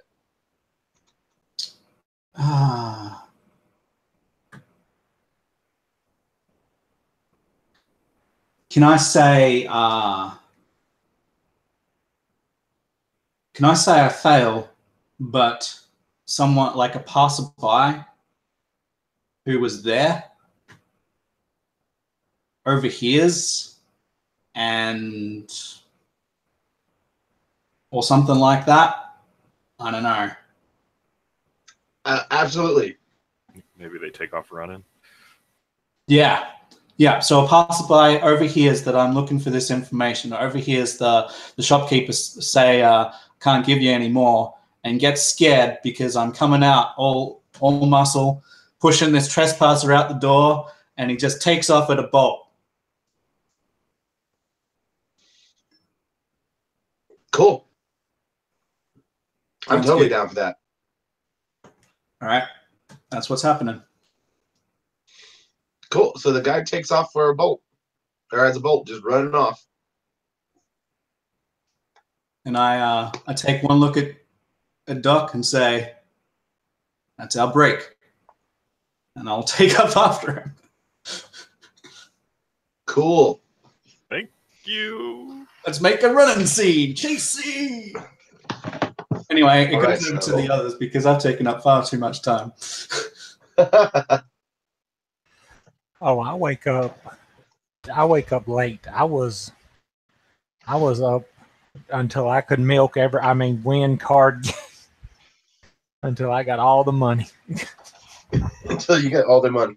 I will tell you this. You may wake up late, but I will wake up the latest. You know, I'm an orc. He's I promise guaranteeing you. it. I'm promising you. I'll wake up at noon if I have to. And I'm willing to sleep till noon to prove my point. I'm willing to sleep till noon to prove my point. I like that. That's real good, dude. Here, I will flip a story point for that. I like that a lot. There, so y'all have a story point back for that one. Real nice. So we're running down the road. Doc, are you chasing on this one too? I think I'm gonna try and gather everybody. Okay. Find So Monroe. So then, Russet, this is all on you. Here we go. Right. So this guy has a head start on you. Yeah. And he is able right now. This is basic chase. So what we're going to be doing is we're going to be making athletics roll. Okay. This guy is literally, he just starts running from you, and he's at medium range. Sure. So am I just against him? So no purples? So no purples. So, but he's going to roll for himself too. And I'll go ahead and spin one of those for me. Cool. Ooh. So the one with the most successes will gain. So we will cancel each other out, and the one who has the most successes after that is the one who gains the maneuvers, or who gains the range bands, the ability to get away or to gain. All right. Sure. Uh-oh. Ooh. All right. So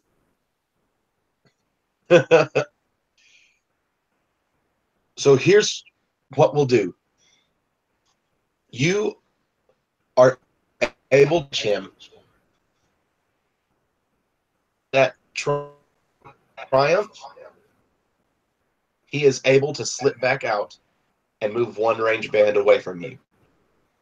Yeah. Like, so you are running through town. He literally runs in through an empty building. You go through there. He is knocking stuff over. You jump over it, catch him, but in the middle of, as you jump over, let's say you jump over this table to catch him, you grab a hold of him, but you end up hitting the ground real hard in a bad way and knocking the air out of yourself. And in that minute, he ends up slipping away again. But this time, he is still only one range band away from you. Right. So I'm also saying or yelling out to this guy, "Stop in the name of the law." he's still booking it. But if there's anyone here and around, then that's happening. Cool. Sounds like fun. So make another roll.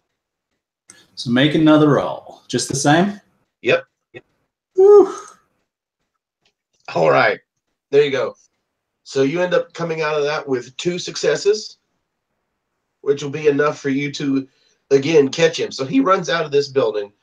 goes around the side. You're looking for where he went. You catch his boots as you see him run down between this building and you watch him run down. He knocks over an empty rain barrel. You jump over it, and the next thing that anybody walking through the street sees is Russ Red literally flying through the air, tackling this guy, and this guy flying through the air in his arms as Russ wrestles him to the ground. Nice. Get, I didn't do nothing. Get off me. What the? Oh God.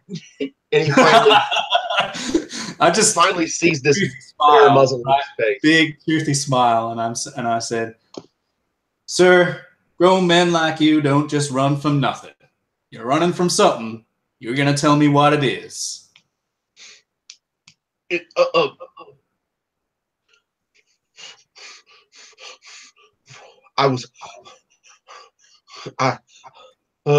Go ahead and make your let's see. Based off of how you said that, you could either be using negotiation or you could use coercion. All right, I'll use negotiation. 1 prof, 1 ability, nothing else. Holy crap, I'm rolling well. Don't tell Clyde. Oh, you didn't roll any purples there. Oh, sorry. That's okay. 2 purples. Yep. Still rolling well. So you have a success and a triumph. How would you like to use that? So the book, as it gives examples, lets use. It lets I you. want to know. I can, like the book says, I can learn. Isn't that I can learn some information from him? I think that's in there. So he just tells me everything, right? Like. Perfect. He says, I'm so sorry. All I wanted to do was, I was just trying to get something to leave, man. I'm so sorry, my friend. I didn't mean to. I didn't want nobody to think I was deserting them. I just wanted to go away. I didn't want to be anywhere near those mines again. I didn't want to have that staff no more. It was just ugly. And I knew I can't keep my mouth shut. And it's just like the ugly cry, snot just running out of his nose down the side of his face. He's scared to death. You even smell a little bit of urine on him. He's not having a good day at this point.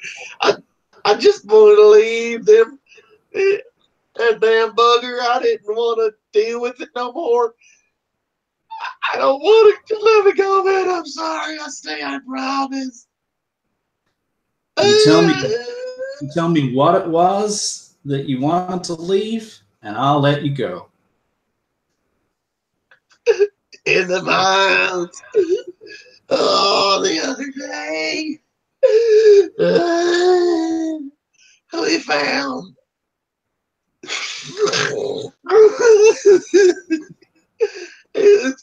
It looked like this enormous blade. But it was green and brown. It looked like it was part of a praying mantis the size of a barn. I'm just scary.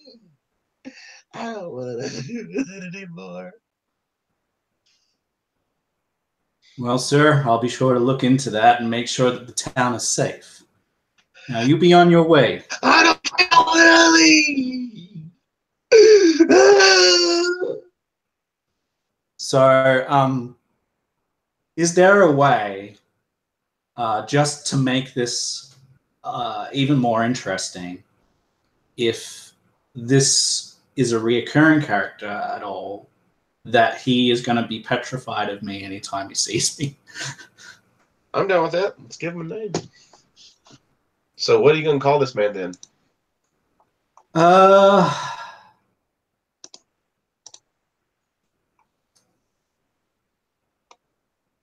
Let's see.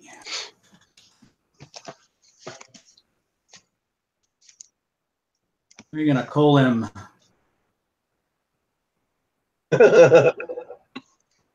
The summer.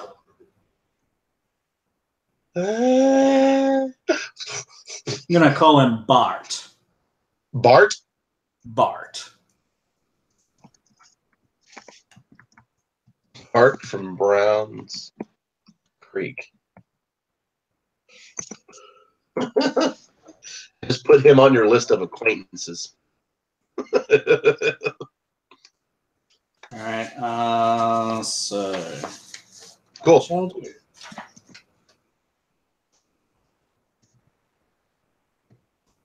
So he said, just to summarize, because I didn't quite get on all of that. There's a frame, the size of a barn. It's green and brown. Was it an enormous frame, or was that because I heard? It looks like the part, like the blade claw of a praying mantis, Blade claw of a praying mantis. and it's so big that the praying mantis would have to be the size of a barn.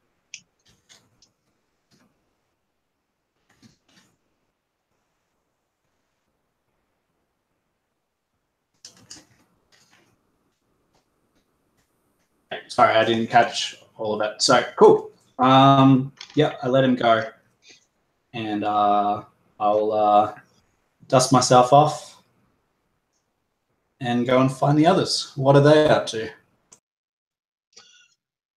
Well, Esteban's probably just now waking up. Monroe, Hirsch, and let's see. Hirsch, how did you end up getting out of there? I mean, I just kind of let Russet run off and went to find Monroe. Okay. Zeb, what are you up to? Oh, sitting in the bar, drinking coffee.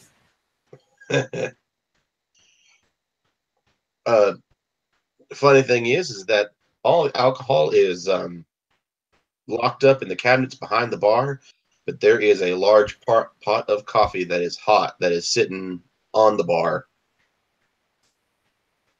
just hot and full, with mugs beside it. That's fine. Good deal. Monroe, how does Doc find you?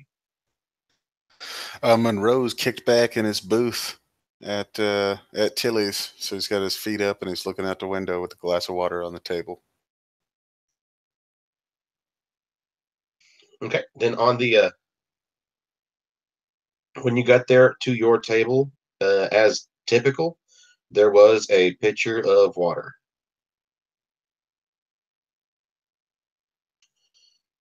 All right, and Doc, that's where you will find Monroe and Zeb.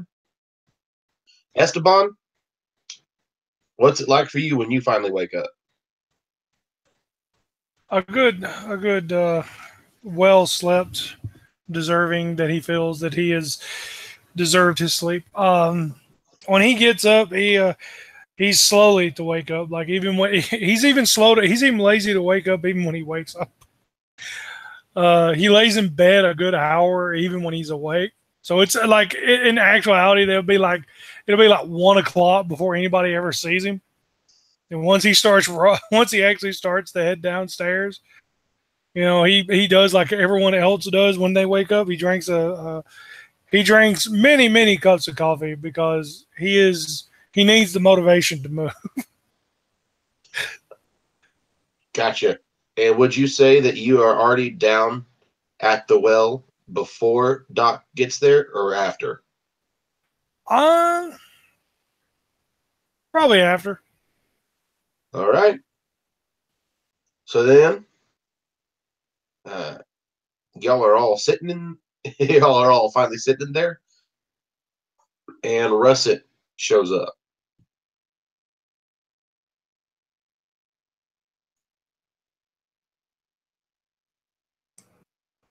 My new friends, I got a story for you. I lay down what I've learnt, what the sheriff asked of me / us. lay down that the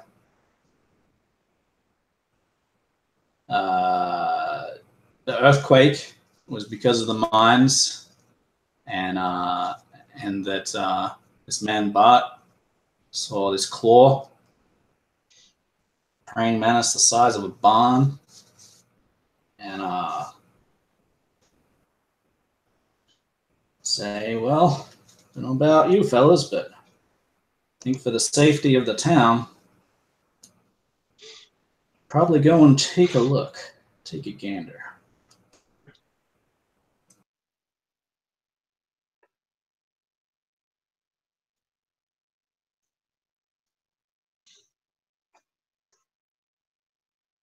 So did you catch the boy? The man? The running person? Yeah, his name was Bart. He fled the scene. He was petrified of what he saw. Almost pissed himself.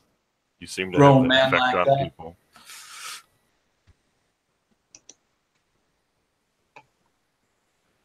Yeah, he didn't have much to tell us.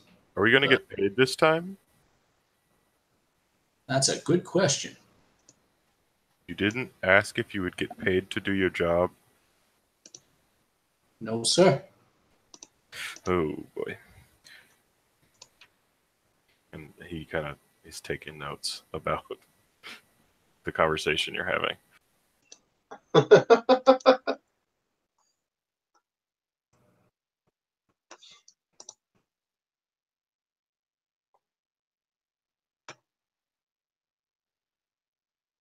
So, Well, I'll set my coffee cup down. So we're hunting giant bugs now.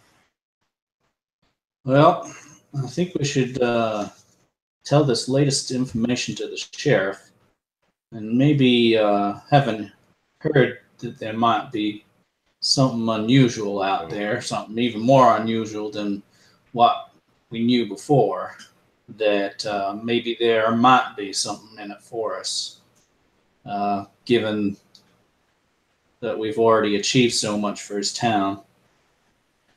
Your town, and I look at Monroe and I say, what do you think? Do you think that there might be some pay for this? And Monroe is standing there. He's a little taken aback. He's got his arms crossed, and he's just kind of listening to you, talk about this.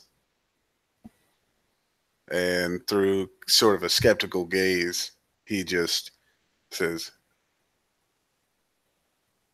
"Now, I'm pretty sure there ain't nothing down there by the mines. Been down there once before. It's just a lot of machinery that wasn't able to be lifted out by the owners. I mean, there ain't much down there." The doctor's kind of like, ready to get going. He's written this note rushed that says, "How much are you paying us? We'll be back soon with whatever it is," and gives it to Tilly and just starts walking out the door like, I'm gonna go figure out what's going on. If you guys give this to the sheriff.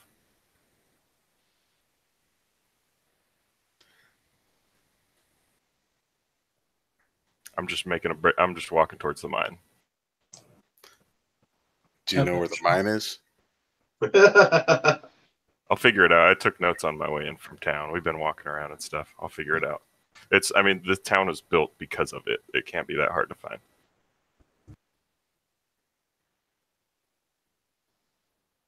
At least I hope. it's not hard to find at all, but it's on a separate road from the one that you took to get to the Brown's house and outside of town. There is I don't know, there's a rut path. Like the same carts have gone up and down on the same pathway for so long, so many times that there's just two giant ruts in the ground all the way. So it's not going to be hard to find at all.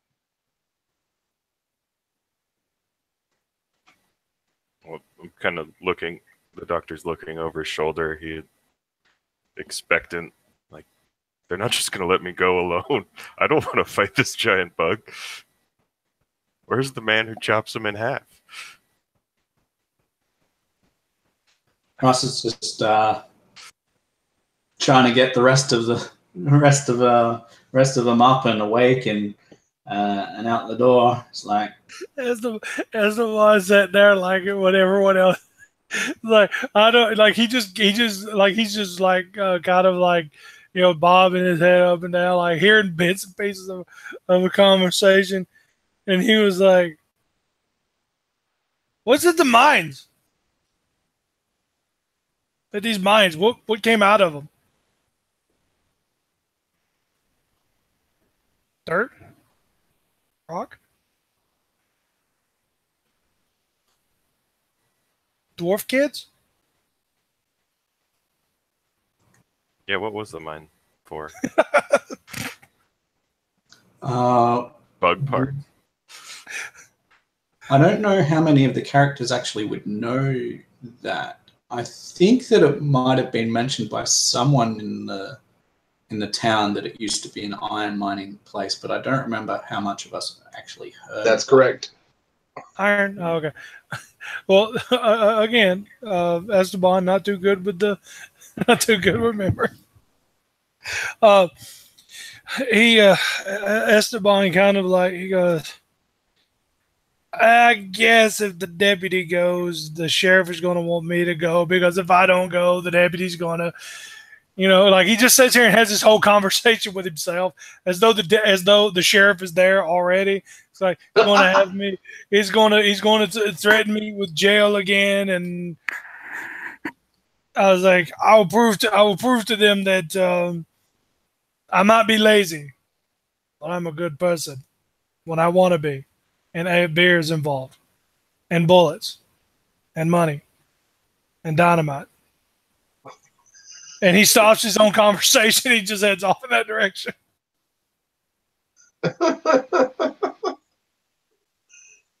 So then y'all head that way.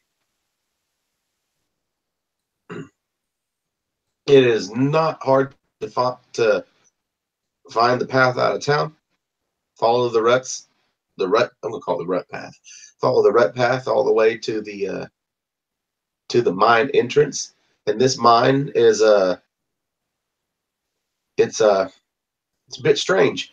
Instead of it being like what we normally expect, being in the side of a hill, this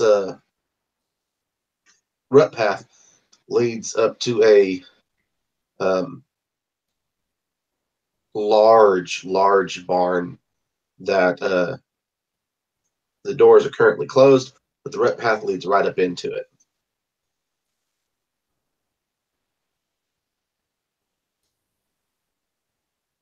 Upon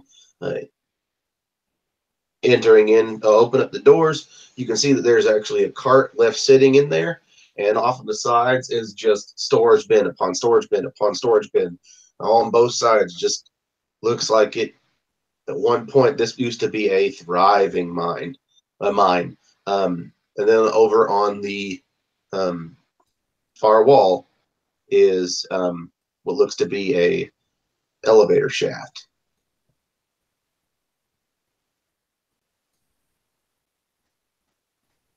Yeah, I'm gonna go ahead and head that way to the elevator. Can I like inspect it and make sure it's not in any danger? Absolutely. You can make a mechanics roll on that if you like. Absolutely. 2 purple. Yep.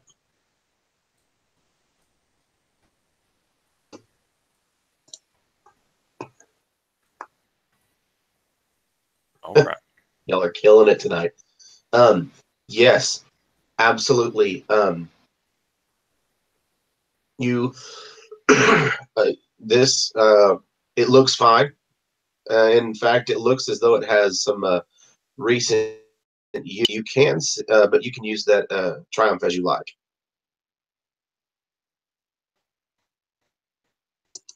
I think Maybe there's signs of recent use. Maybe there's also kind of like dust has settled on the floor in there, and I can see where somebody has been treading to somewhere else in this area of the mine. That there might be like some kind of something Well, somebody would want to access. you already know that there's a handful or two of people who still come and try to get what they can out of the mine. So easily you'll find that, yeah, there's probably dust close to some of the bins, but that they use the same points of storage over and over again instead of the entire barn. You can use that, however, to see, let's say that in the process of it, you see something that is actually wrong with the machine. And if you'd like to, no, I'll do that. You see something that's wrong with the machine, you're able to fix the imperfection real quick. Yeah. Like you look at it and go like, it looks like whoever made this tried real hard to do a good job, but didn't really have all the points to put together. Didn't really get the whole picture. And so you put it together better. And you have, you know what? Let's give it to you. You have materials needed now that you feel that you can use to make a, oh, excuse me. I am so sorry. I get the burps. Yeah, I did take the inventor talent too, so having like the tools to make something would be cool. Cool. You feel you with those parts, you're like, hey, I could make a. Let's say you can make a bipod mount with it. All right, make my rifle a little better. What it will do, it's a folding two-legged stand, and it can be attached to the barrel of a firearm. The firearm, and you can use it. You can apply that attachment to a ranged heavy or a gunnery weapon, and if you spend one preparation maneuver to deploy the bipod, the cumbersome or unwieldy qualities are reduced by 2 to a minimum of 0, and the weapon's encumbrance is reduced to 2 to a 0 while the user fires from a crouched or prone position. Okay. Sweet.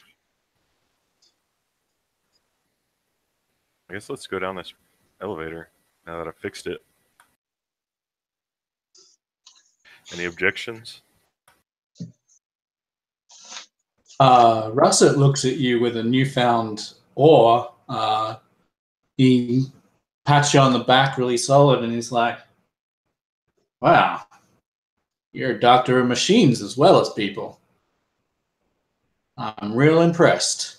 I ain't seen good work like that for some time. And I guess Hirsch kind of proudly throws the rifle up on his shoulder, like all, showing off, and the bipod flies off, and he kind of stumbles after it to go pick it up. like he had a real proud moment, but it was all kind of ruined by. He's not that great with mechanics. He just sometimes he gets lucky, Cool. So y'all are all able to jump into the car. It is, or the elevator itself, pretty large. It's meant to carry people. It's meant to carry crap tons of coal and even heavy mine carts. So y'all will all be able to fit into it. And Russet and Doc, you will easily pick up that this is a super smooth cable ride. What about lights? We need the little things to light. I can't see in the dark. When you get to the bottom, it is pretty dark down here.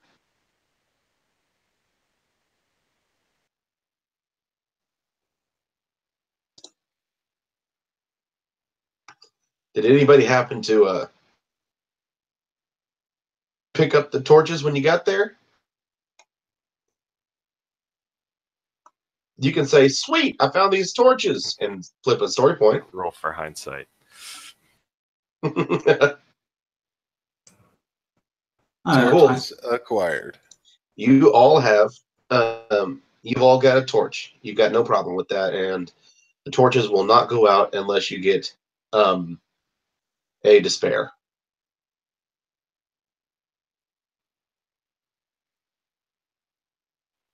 All right, so down here, you can those torches will allow you to see out to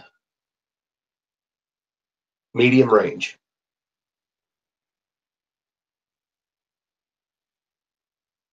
From where you are, the cave goes off in, well, it looks like it went off in both directions. Off to the north, it looks as though the path is fine, but going to the south, the path is blocked by some excuse me, by rocks and everything having rumbled down. Everybody, real quick, make a vigilance roll versus 2 purple. And I'm going to upgrade this check for everybody. So it's a purple and a red.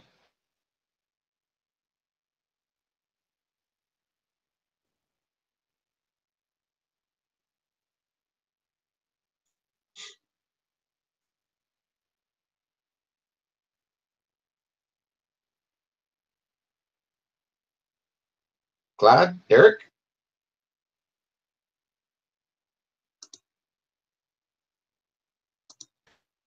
And my character sheet's loading. Same thing. She's loading up. Give me a second. Vigilance, you say, right? Yes, sir. Versus a purple and a red.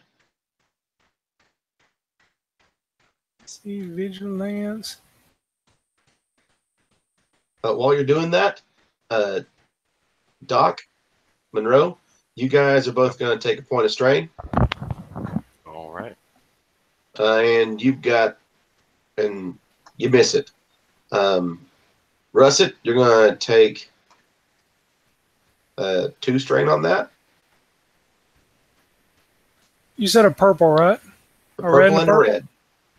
Okay. No, not 2 red, damn it. Yeah, don't roll 2 reds. Russet, kind of getting your bearings while you're down here, you realize that going north actually leads toward the sea. It leads toward the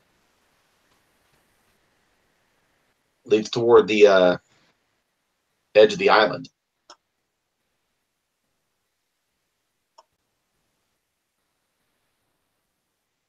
Alrighty. And is that where the path is blocked, or?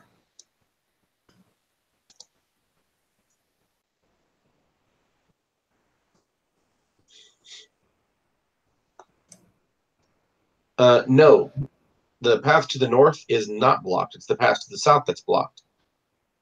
Okay, so path.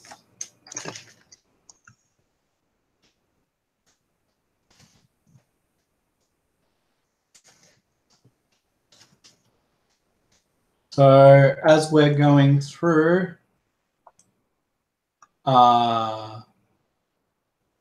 Russet will sniff at the air. Just all of a sudden, he'll stop. And he'll sniff at the air, and he'll look down that northern path. And he'll take 1 step down there,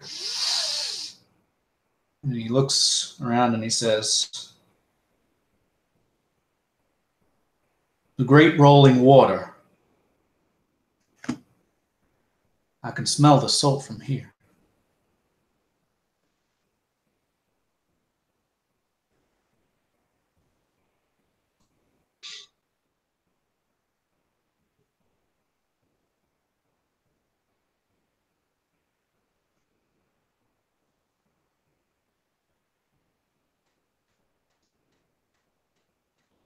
I haven't smelt that smell since I was a young boy. So you can smell salt. Yeah. I called it the rolling water.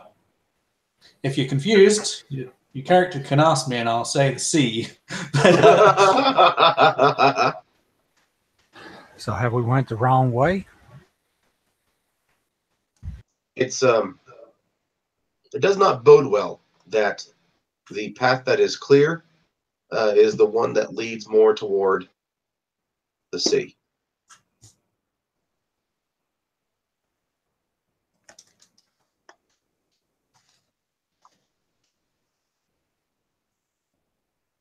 So y'all get moving.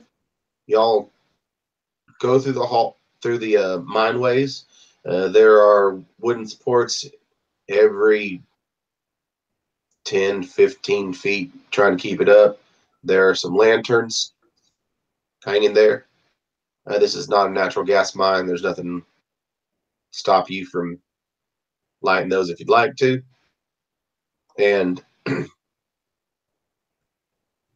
moving through, you go through the first level. I mean, it looks cleared out from what you guys can tell. You know what? You can make perception rolls. You can make survival rolls.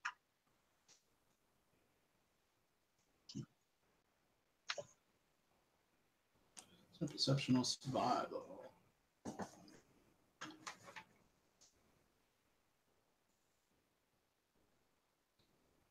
Is this just an average check? Yep, 2 purples. Can't see nothing. Uh, Of course. Oh, I'm going to take some strain.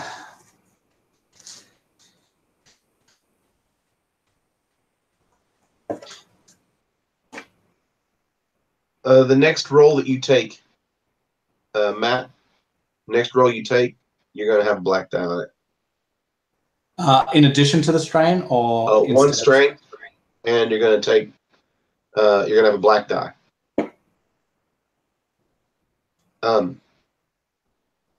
Cool. So, Zeb and Russet, y'all are going to find that it seems like there are, as you're walking, that there are, the main path seems to be really well worn down. Really, really well worn down. It looks to have been traveled a lot by a lot of people.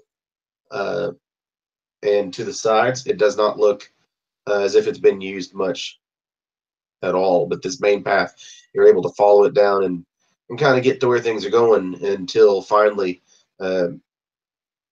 you have reached that. You have gone far enough down this way that you get to a sign that is hanging up along the wall between 2 of the supports, and just says level 2. Keep going a little bit further, and passing some other shafts, and come to this one that has caved in. And at this cave in, you can see what looks to be these 2 strange, well, for lack of a better description, exactly what you had described. One bladed bug arm, looks to be insectoid, and then one, you just see the back of the, you just see it from like, from right up above the elbow, as if it had been ripped off. But the rest of the bug has been crushed under a dramatic cave-in.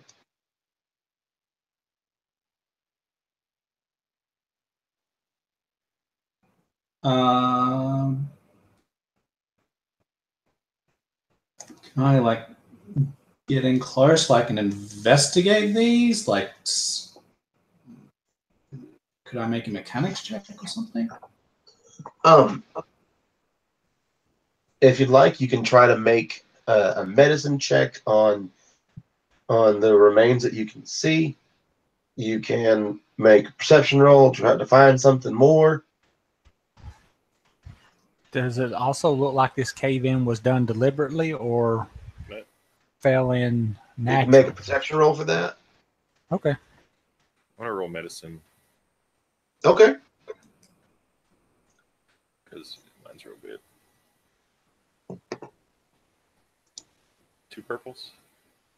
Yep.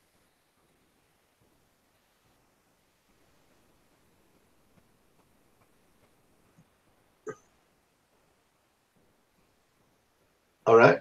Zeb, you're going to take a point of strain. Alrighty. Sweet. Doc, you absolutely can see that it looks as if this this broken arm, this part where the tears or lacerations are, it looks as though it was done with a crude tool. It was not done by somebody who had the proper tools for an amputation, and more than likely, it looks like it was done with a pickaxe.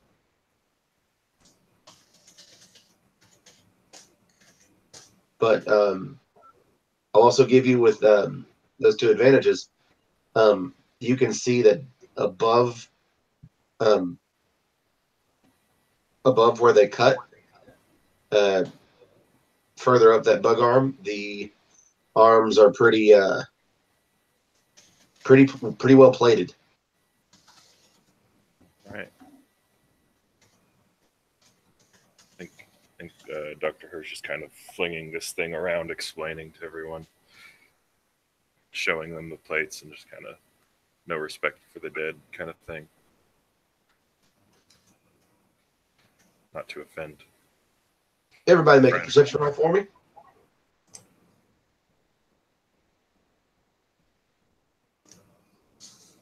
Two purples. Yeah, let's do 2 purples. Mm. I like 2 purples in general.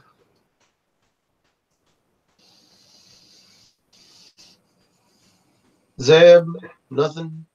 Doc, nothing but a point of strain.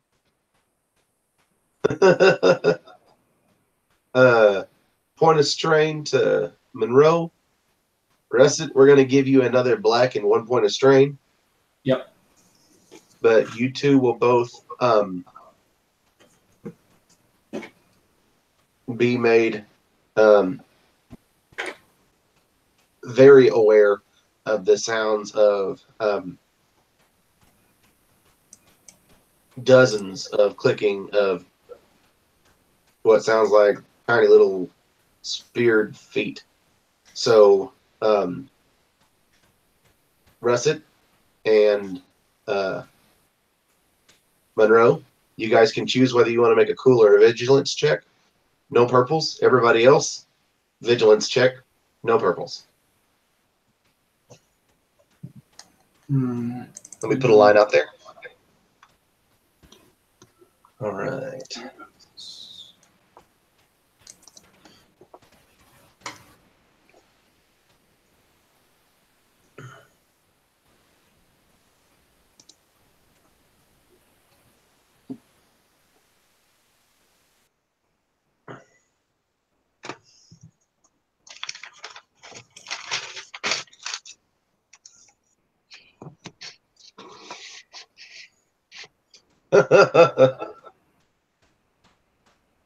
I'm trying to think if 14 minions in a group is bad.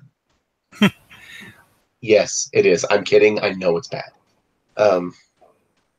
Quick question: can people see my dice rolls because I'm rolling? I don't know if people can see them or not. I'm not seeing your dice rolls. Huh. In fact, I don't know if I. Are you in the right room? I'm on the one that I saved the link on. Here, click on that one. Up in the chat. Okay, 1 second.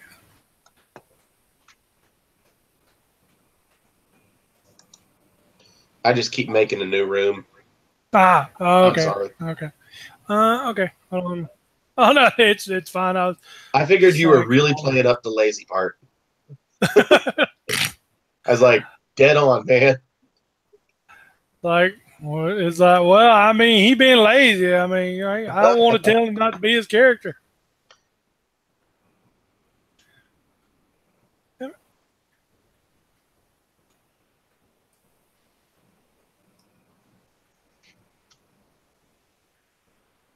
That was my perception roll that you asked people to roll. Oh, cool. You can choose to read to do cooler vigilance as well. Then No. It'll be whatever is higher. Which will probably be vigilance, I believe. I'll make this one real bad. It might be vigilance. Vigilance runs on will. Huh. So you just roll No purples. my will. No, oh, okay, no purpose. Okay, hold on. No purpose. All right. So here's the baddies. Okay. So obviously there's going to be an NPC slot first. And then they have, okay, NPC, then all the PCs.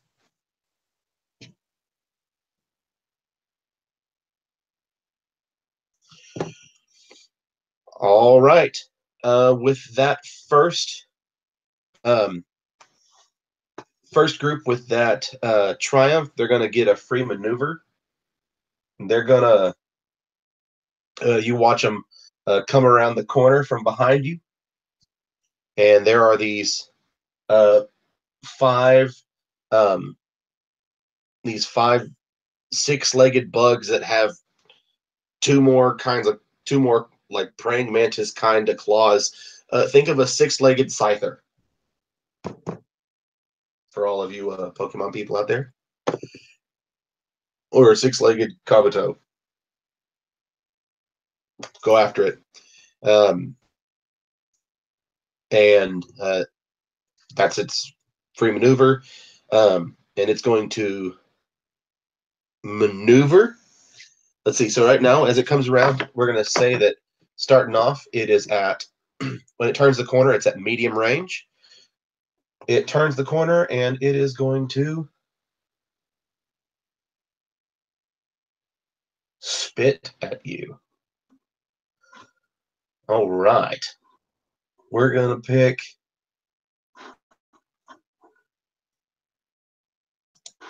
eeny, meeny, miny, mo. Cool. Oh, there's 5 of you. Sweet. D100. Here we go. So Caleb is 1 through 20. Eric is 21 through 40. Matt is 41 through 60. Mike is 61 through 80. And Clyde is the rest.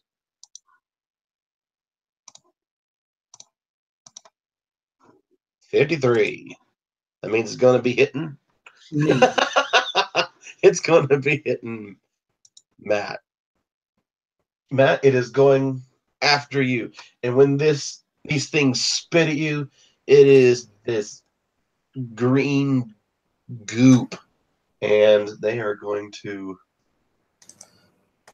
Oh, sorry, dude. Yeah. Here we go. Big money. Yeah. Oh, but there's no purples in that. Hold on. They are currently at medium range from you. So they're going to spit at you. There, that makes a difference. Oh, yes, it does. They are going to miss you, but they are immediately going to give... you're dodging from that. That's going to give 3 blues to the next one to attack. Yep.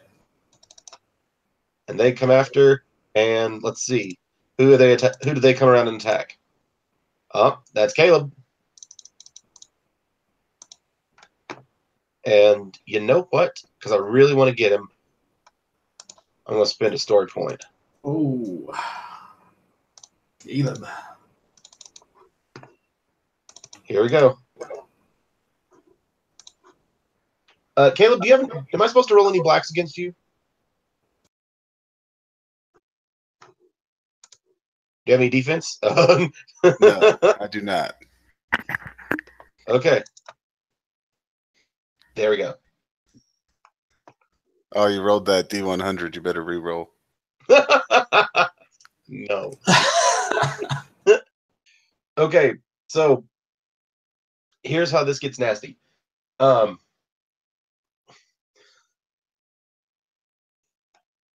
That's going to be 9 points of damage. 9 wounds. You can soak it. Ooh, they are going to crit you. We'll just treat that 40 as the crit roll. So the 40 is Stinger. Increase the difficulty of check by 1. So you'll add another purple to the next check you make. And yeah, so luckily the Stinger is an easy one to recover from. And because there's 2 more advantages, they're going to set up their ability on that. Ensnare. You are immobilized for the next 2 rounds. You cannot use a maneuver to move. Sweet.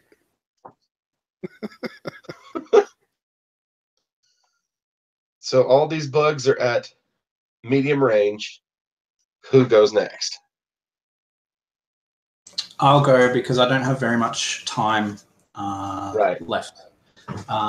So I'll spend a maneuver to get from medium to short. Is that right? Yeah. And then another one to get into engaged. Yes. So I take 2 strain.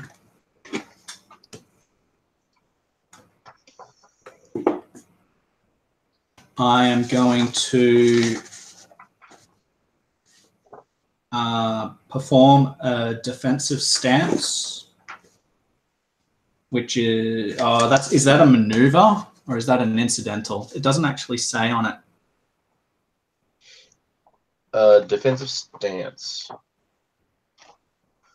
Because that's a tier 3 or tier 2? Tier 2. Tier 2. It says once per round, your character, it's a maneuver. So I can't do that as well as get engaged, can I? Correct. Unless you take 2 strain, right? He's already done but I've already taken 2 Oh. strain to get to engaged. So I won't do that then, I suppose. Instead, I'll just get in and make a punch. So 2 purples, 3 proficiency. Any blacks? No. And while you're doing that, Caleb, I'm sorry, immobilized means you can't perform maneuvers, period. Shoot, dude. So you'll take a strain. Yep. Take a strain.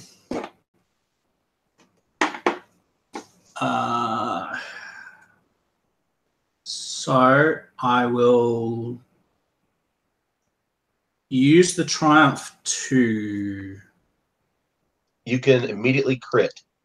crit. So let's reset. A crit immediately drops minions. Oh, right.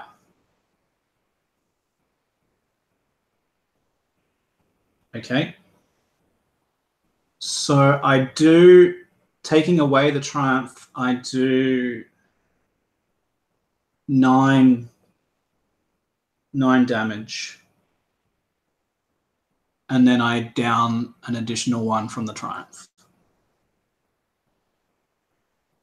Okay, and because I love you, I'm not going to make you spend. I'm not going to use the triumph on the one that didn't die from damage. So I'll tell you, these minions, since now we're killing them, the minion groups, each one has 3 wounds and 2 soak. So you did 7 wounds to it. You dropped one with 3. You dropped another one with 6. The next one takes only 1 wound, so it's still up. And then I use the triumph to kill the next one, so that this one it's still easier to kill. All right. Thank you. Cool. Next. All right, I want to start shooting before everybody runs in, so I want to go ahead and use quick draw to pull my gun out. Okay. And then I want to try out my new bipod if I can. Use a maneuver to set. You haven't put it together yet. Okay. You have the parts for it, but you don't have it Okay. put together. Well, either way, I'll just be taking aim here and shooting then. Which actually, can I use the maneuver to take aim? What is it? Prepare shot? Yes. You can use the maneuver. You can use the aim maneuver. Aim, okay. And that just gives me an extra blue. Yep. And I want to go ahead and try and gun down the group that we're already weakening. Okay. Are you at short range right now? I think I'm at medium, right? Unless Okay, they run up to us. Medium range is 2 purple. Short is 1 purple. Yeah. I'm pretty sure I'm at medium range still. All right. I haven't advanced forward towards them, so 2 purple. all right. Awesome.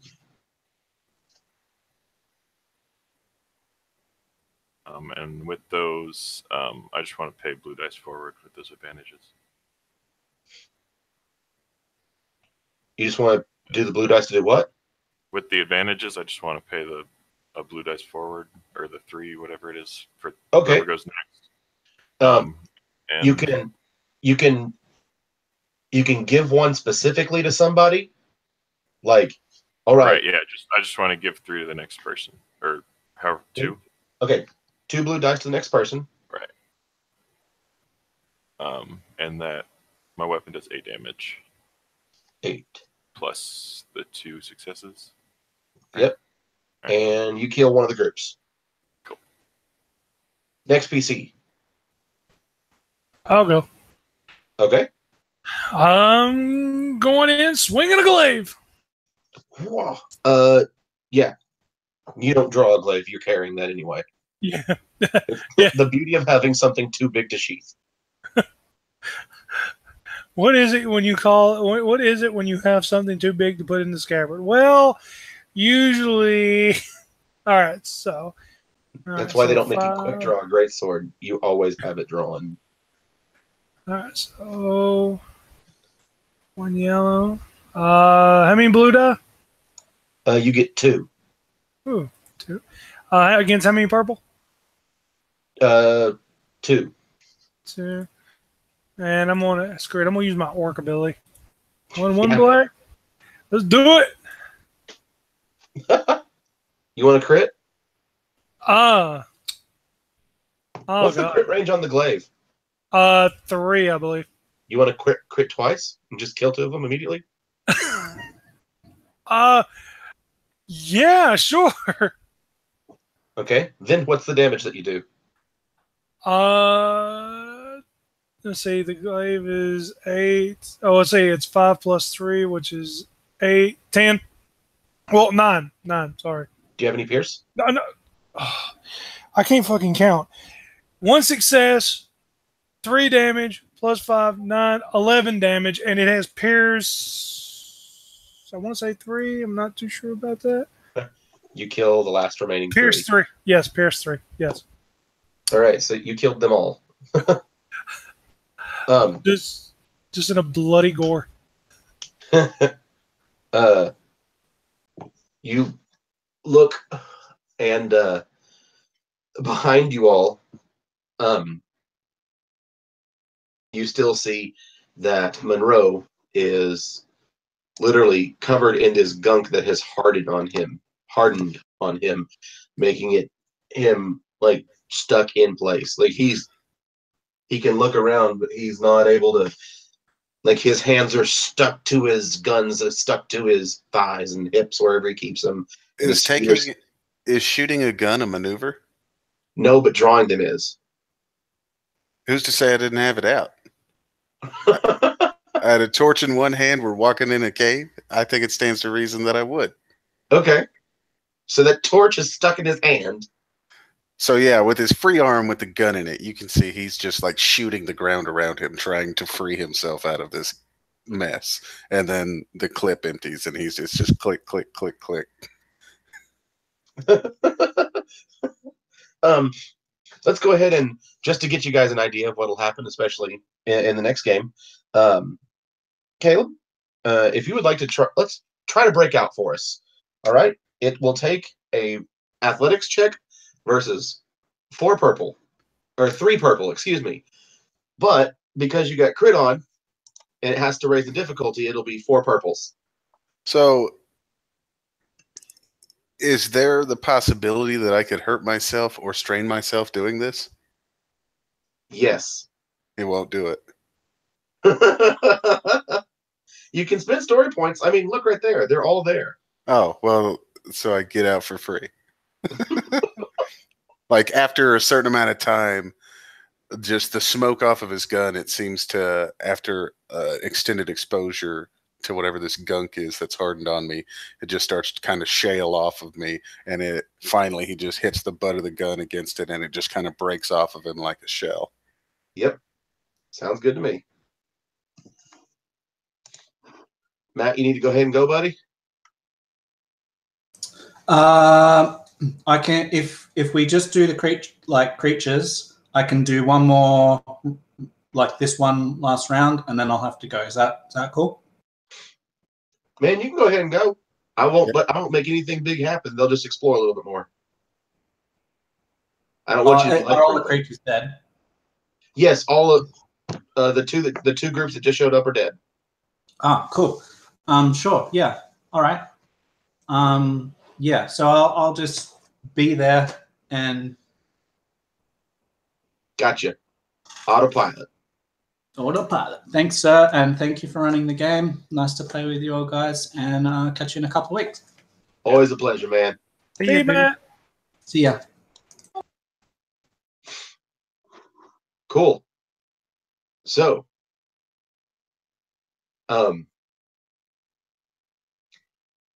looking around now, as you guys choose to travel around a little bit more, you will see what looks like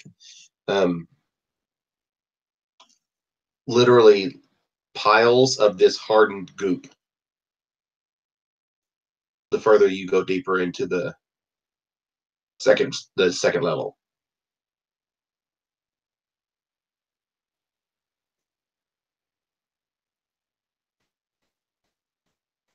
Can I go ahead and check and see if I can figure out if that's the same as what I've been holding Monroe? Sure. Obviously the same, or is it something? You can make a knowledge check. Yeah. I mean, yeah, it's obviously the same. Okay. In that kind of situation, we could say you could make a knowledge check, make a survival check, you could make a perception check.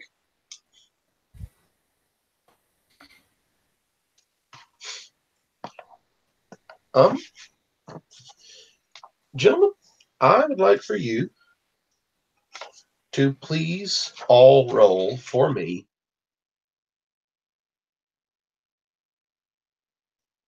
Let's see.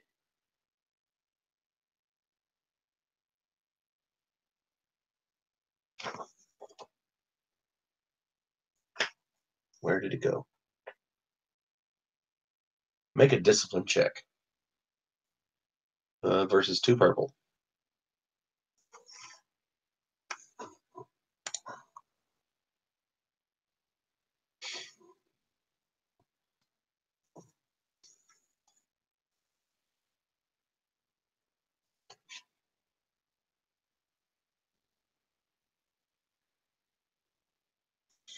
All right.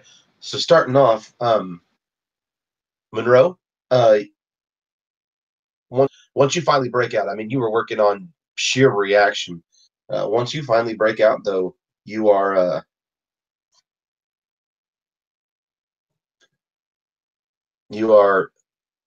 immobilized and staggered.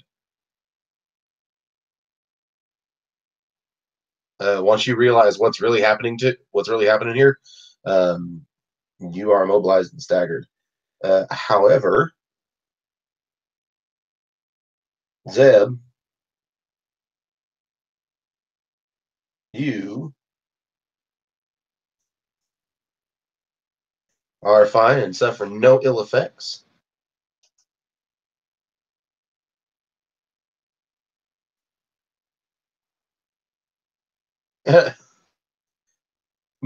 Mike, these things are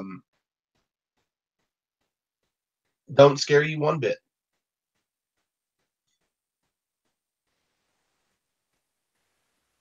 And in fact, these bug things never will.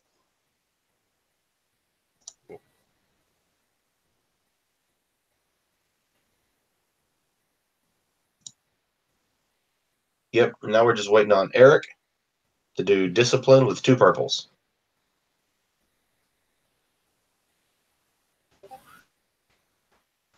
I lack discipline. I'm lazy. I don't have discipline.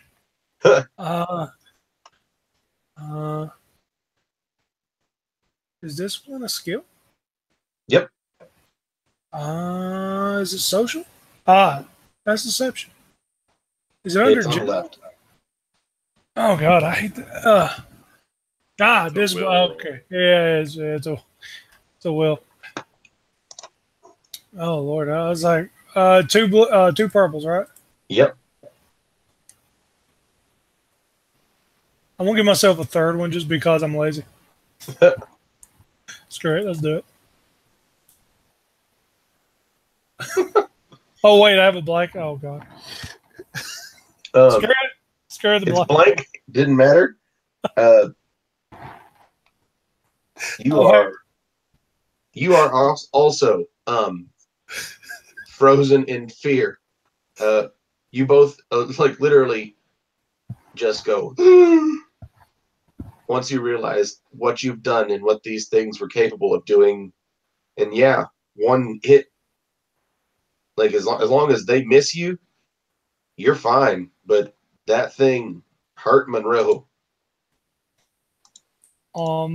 That thing. Think of what would happen if, like, you get the thought, what would happen if I was by myself and they got me stuck in place and then started to crawl all over me.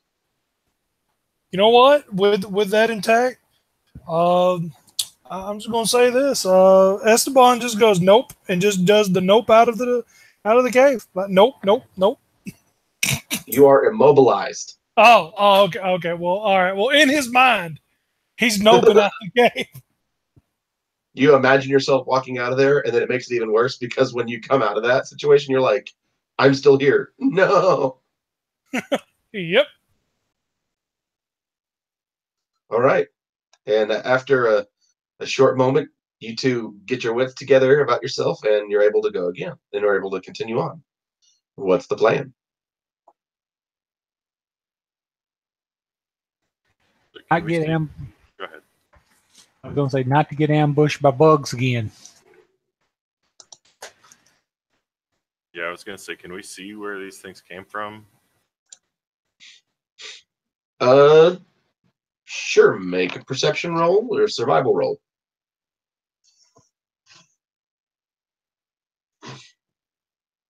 In fact, I would do it one at a time.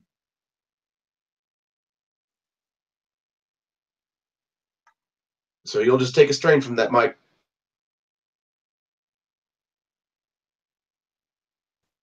I'll go. Okay. Let me make sure my stuff is right here. Sorry. You got this, Monroe. Add a purple and black. Roll again. You mean a blue and a black, right? Yes, I do mean a blue and a black.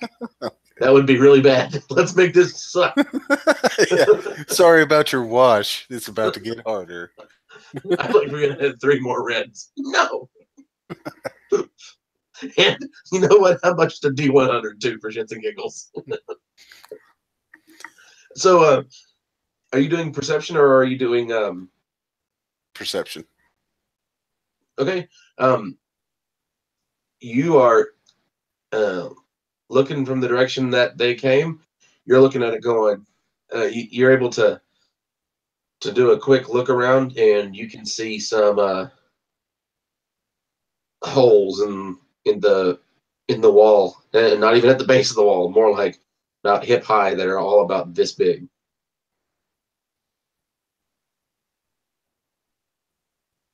Yeah. Monroe would kind of take the torch over to the wall and hold the torch down to one of these holes, just so everybody could see it.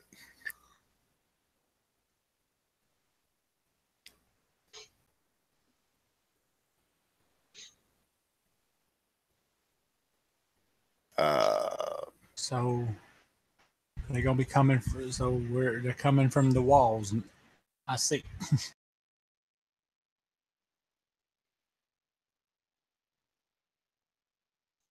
Yeah.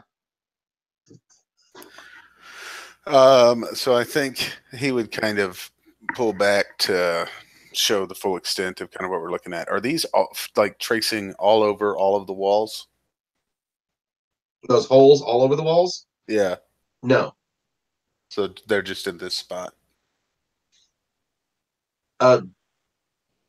This is the one that you found.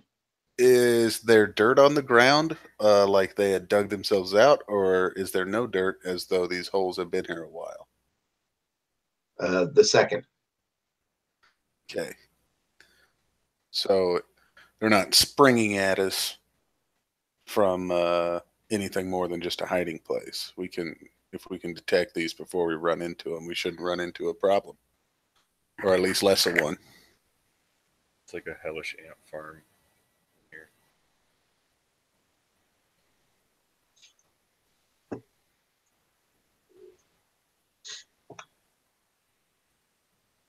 So what's the plan?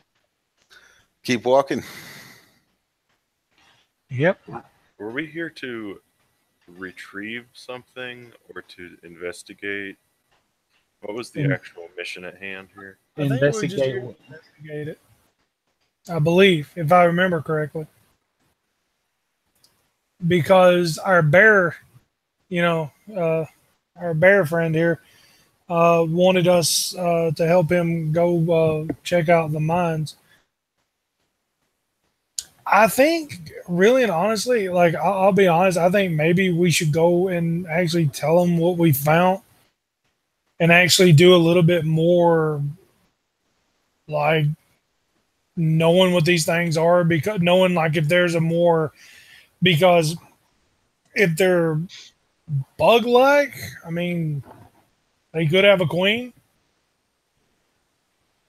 I mean, something of that nature. I mean, I think it might be a good idea to actually know thy enemy. Other than, I mean, yeah, they died, but I mean, who's to say these wasn't just like the drones? Because, in an ant community, you have, the drones, the soldiers, all that shit. And as you build up on this community, it gets nasty.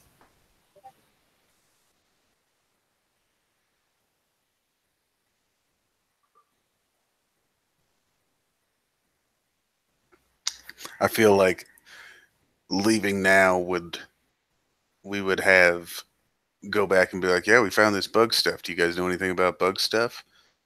And it's possible that they might say, bug stuff? No, you're the closest person who's ever been around bug stuff. What do you know about bug stuff?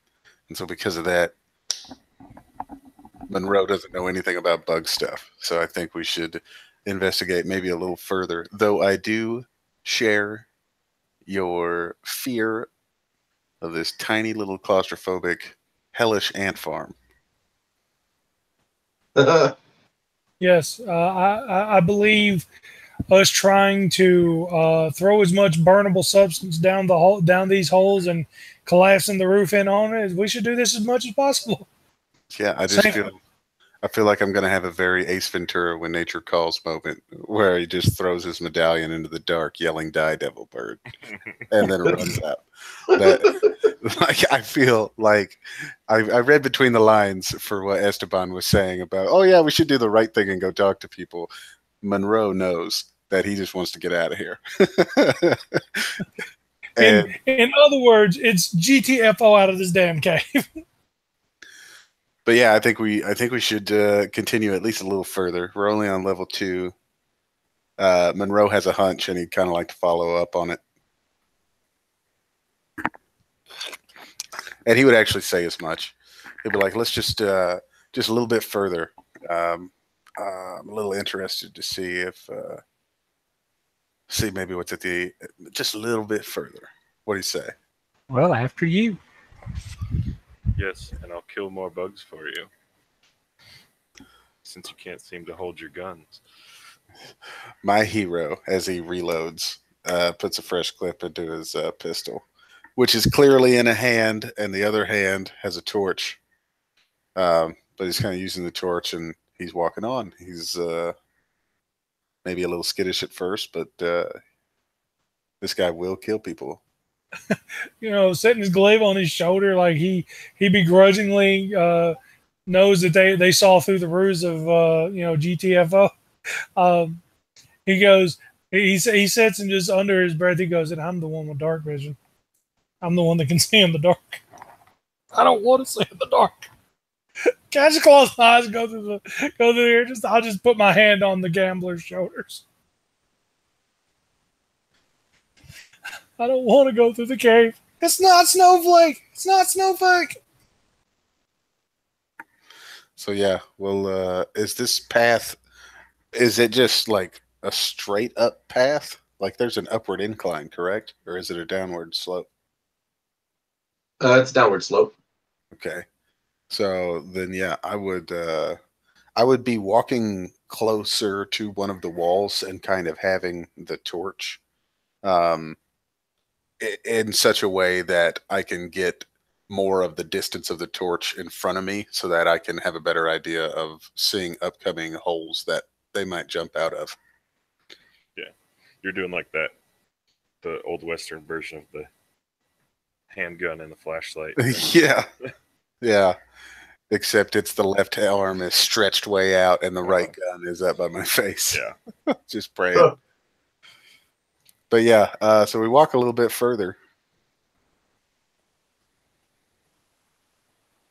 Yeah.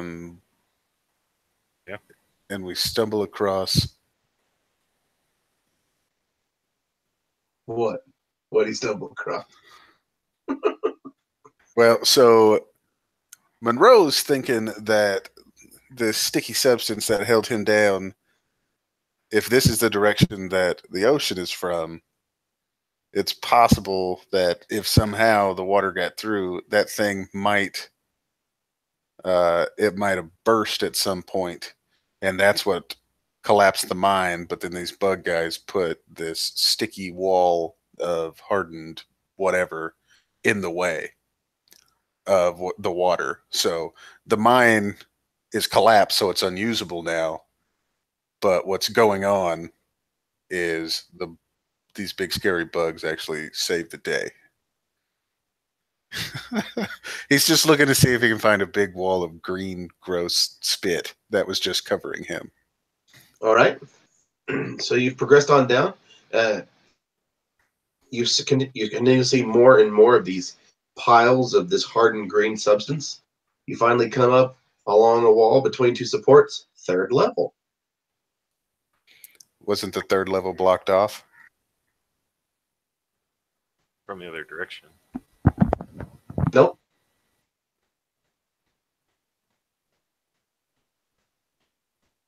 Says 3rd level. And I'm sorry, I took that as you saying that in character. Wasn't the 3rd level blocked off? Oh no, I thought you had said that when we first heard about the mine. That's what you were told. And it's clearly not blocked off then. Do I need to roll, or can I just see this as an incidental? The bugs have started to clean up the mines. Yeah. Well, if you continue on, you see that part of the mine is blocked off, but you can see that there is a excuse me. You have passed other shafts.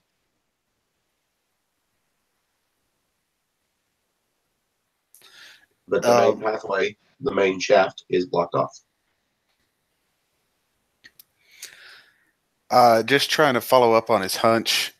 Is there any way that he might be able to notice that the soil is getting wetter?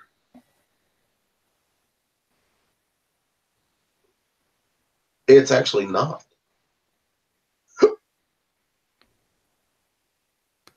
But now we stand, the pathway is blocked off, but a number of side pathways branched off.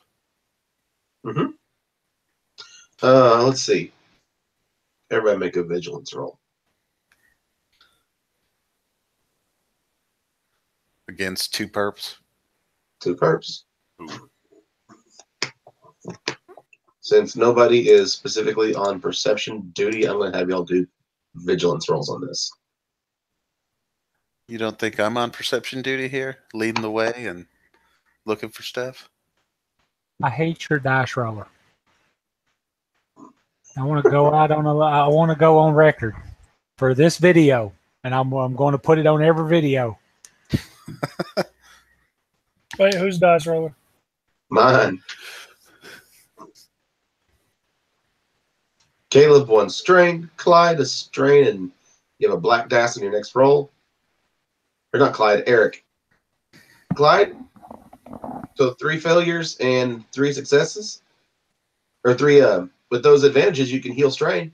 Yeah, I'm that's what I'm going to do, because I was like, when I got the freaking threat the last time, I was like, I'm going to use, I could use that to heal my strain. Speaking of healing, you need to make, we never healed after our combat.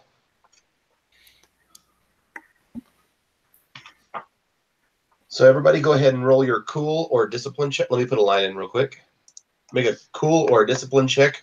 No purples. And for every success, you recover 1 strain. Well, I only had the 1 strain, and all those advantages just helped me.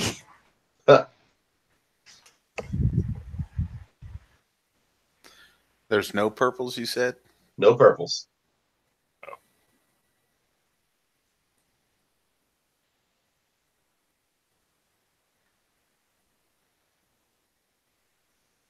Jim, you want me to use my first roll and just subtract the purples? Or can I use the much better second roll? What does the triumphs do when you roll on the rest roll? Nothing. They count as successes. Seriously? Triumphs count as successes unless they've been canceled out. You can still get the effect of a triumph, but you can't. But it would get rid of the success of the triumph. Yeah. So I technically heal 3. Is that what it's? If I'm understanding it correctly, does that mean I heal 3?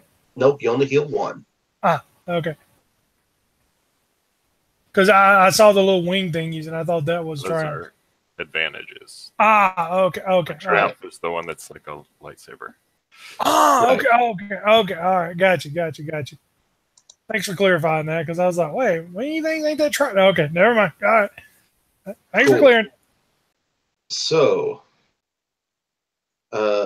Esteban, you're the one who will actually pick up on what you heard.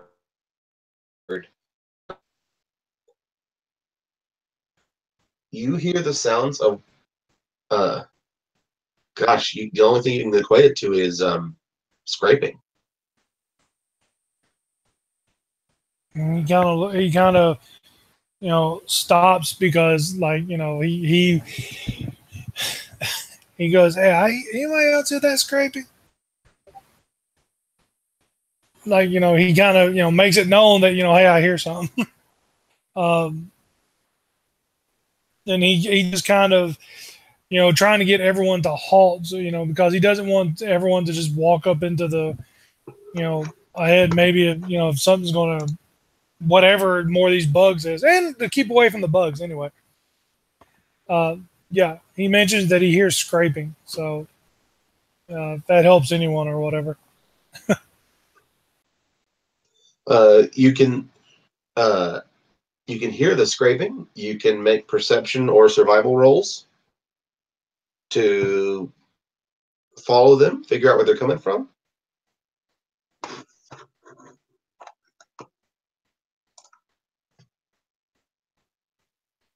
We have purples on this one. 2 purples, yep. Oh, someday. That's why I got it. Never mind. Okay. I see how I have to do with your dice roller. I just gotta talk bad about it.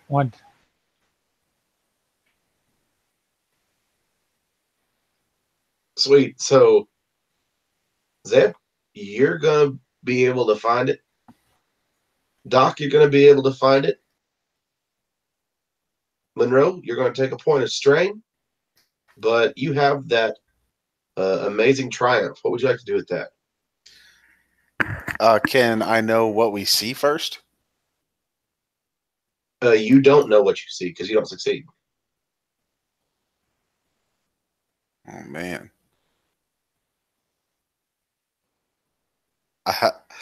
But does he recognize the smell? So I see a big green glob of dried up spit blocking the ocean. Just like I thought. Let's get out of here.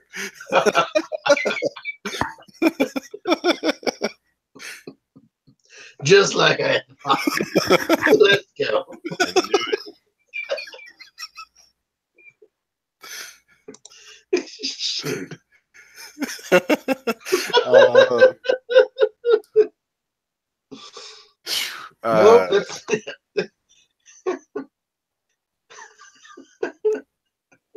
that's Caleb going, this is my story. I'm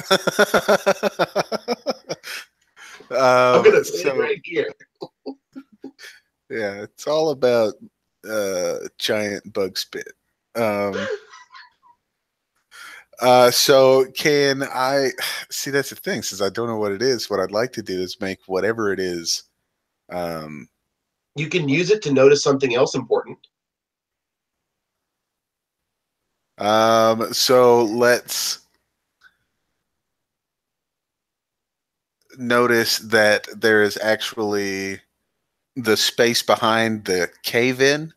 You can actually, from where I'm standing, there's a large enough space to where everybody should be able to actually squeeze around this fake fall in.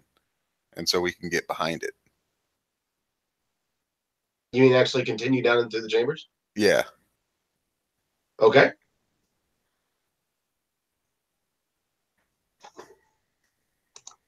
So you found a way that you think that you can get through the cave in to go further down into the 3rd level, and the Doc and Zeb, you guys can follow it, and you're pretty certain that that the sound is coming from down one of the side shafts.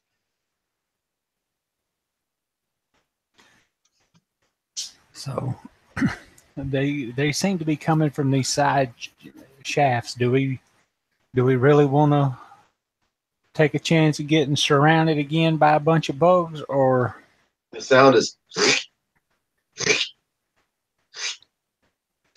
It sounds pretty rhythmic.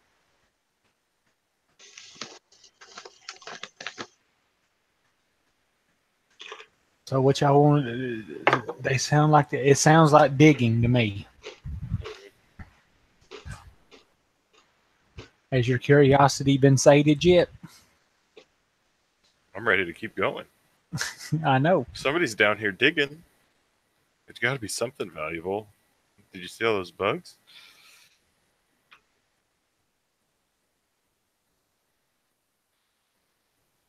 So I think Monroe would be open to following the sound, because Yeah. I don't think that little squeeze through is going anywhere. I'm going to have to do this just because of the bug comment. I'm going to pull a mummy. Who said bugs? What's bugs? I hate bugs.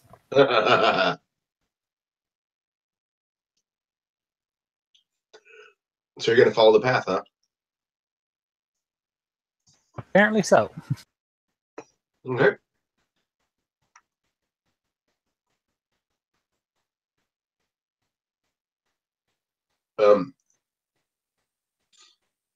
I assume you're trying to be sneaky. As sneaky as one with a torch can be. Yeah. Yes. Cool. Make a stealth check, 2 purples and a black. Oh, good. Let me put a line up first.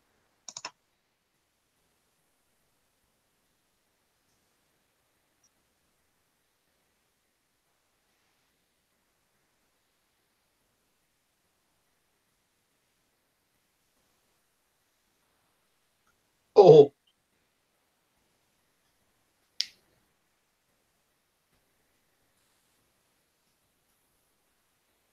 We're just like loudly shuffling down the hallway. Okay, so Tripped over a loud metal bucket. I have 3 agility and 1 in stealth. 2 greens and a yellow.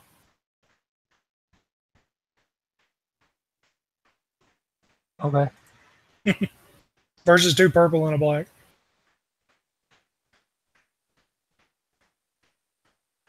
I hate your dice roll.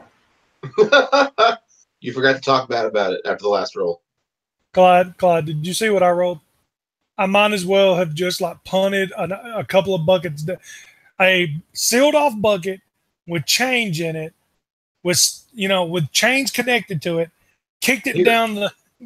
So, you the best part about not all rolling at the same time is that you can actually use your advantages to give somebody a blue die. Clyde just rolled 2 blues. Just 2 blues. Because Eric got 2 advantages. Oh, really? Yep. Oh, There. So, nice. Clyde, based off of those 2 blues with your other roll, you would have 2 successes and 1 threat. Okay. Oh. I apologize to your dice roll. No, it's the best thing in this game to not all roll at the same time. I guess we're all still used to doing it the D&D way. Like. Dude, I hear you. Like I guess that's the one thing we're having to, because that was the one thing when I played Star Wars I had to get used to is like how, because the dice actually do different things for the game. And Right. So what will happen is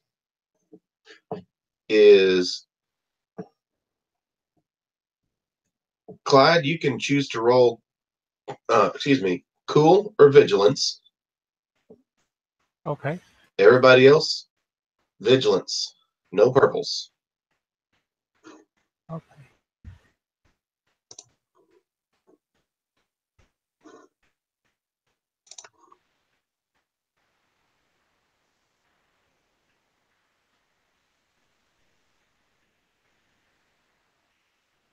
Cool.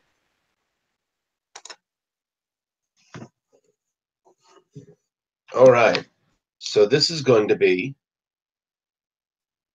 a PC, PC, NPC, and then PC, PC. Woo woo!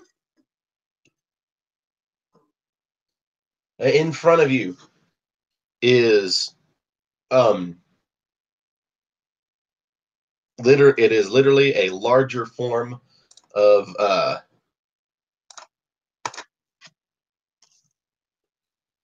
the bug. This bug looks a lot like the bug, the huge bug from Star Wars Episode 2 while they're all chained to the posts.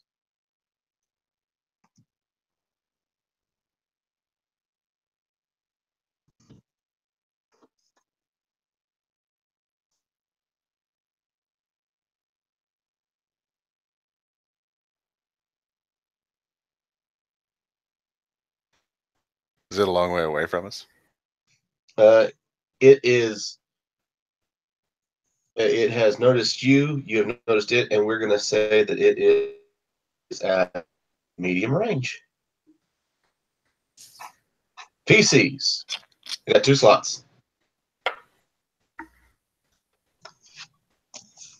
I'm gonna I was gonna go. move up so I can shoot it with my pistol. I don't remember what range that is. Pistol is short range. So I'm going to move up until I'm in short range. Okay. Use my quick draw, and I'm going to use, what is that one ability I have? Nope, that's light pistol. I have them wrote down. It's a thing where I know I take strain for every one of this I do, but I add a blue die to it if I go before somebody. Quick strike, there we go. I only have 1 quick strike.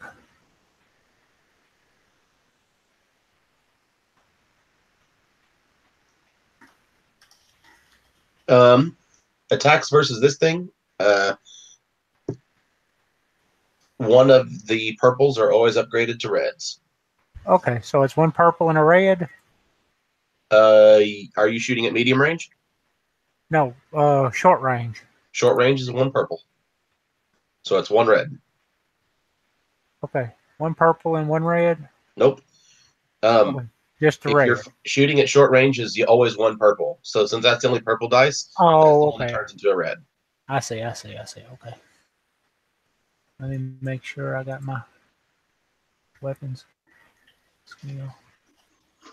Yeah, okay. Act right. There we go. Yeah.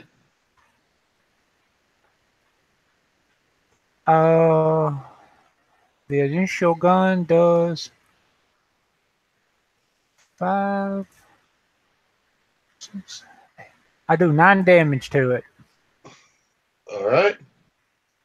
You watch as you're firing. This thing, you hit some. It looks pretty solid, covered all over. Mike, you recognize that plating. To be the same as that arm. Yep. Or of the same type. Yep. PC slot. Yeah, I'm gonna go here. I think I would. You say they're medium? This thing is at medium range? Yep. I would drop my torch, quick draw my pistol, move into short range, and then I can do 1 more maneuver before attacking if I want. Yep. Let's see.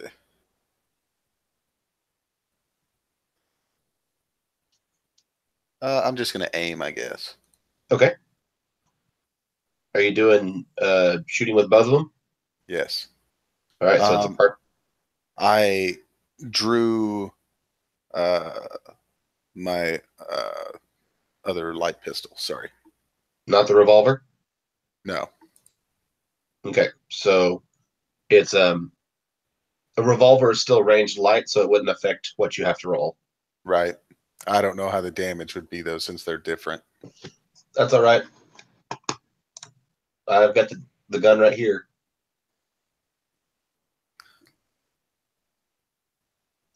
The difference is a revolver can be used at medium range. Damage 6, crit 4, and it's accurate 1. But I've got my light pistol in my other hand, so I'll be using weapons that do separate damage, different damage. Yeah, but that doesn't make a difference to what you have to roll. Right. Well, that's what I. Fine, I'll pull out the revolver. Okay. Just to test her out. So I'm looking at what are we doing with that advantage there, Clyde? Oh, I got it. Oh, Healing you strike? can have a blue. Oh. I can have a blue. Thanks. So what is this? This is not. I didn't see wings. I just saw pals. So it's 2 purple. No, it's a purple and a red. Purple and a red. And any blacks on this? Nope. All right, I'm going to flip a coin. Get another blue. No, not another blue. What is it then? You flip a coin, you upgrade a green to a yellow. So I don't have any green, so I get a green? Yep. Yeah, whatever. I'll take it. There are more chances for successes. Even though the blue has more sides, the blues are covered in more advantages than they are successes. All right, well. Yeah, I'm going to shoot here. And that's just enough advantages to make your second weapon go off as well. Nice.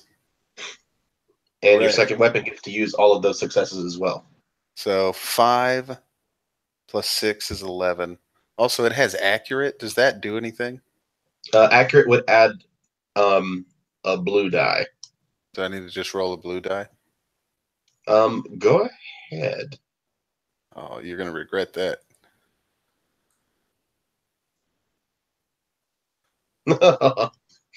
Nice. 1, 2, 3, 4, 5, 6 successes and 3. I used 2 of them to activate, so that means I only have 1, right? Yep. Okay, so 6 plus my damage from both guns. What's your damage from your first gun?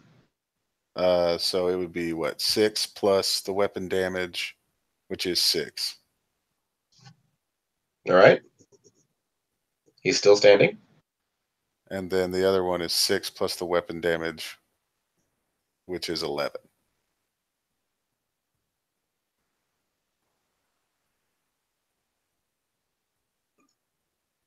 Was your main gun that time the revolver or the light pistol?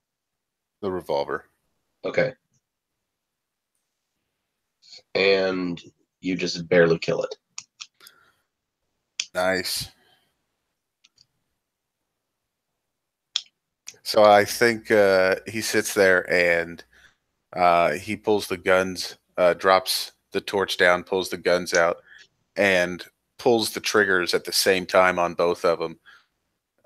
But the hammer takes a second longer to clap down on the back of the revolver than the pistol releases.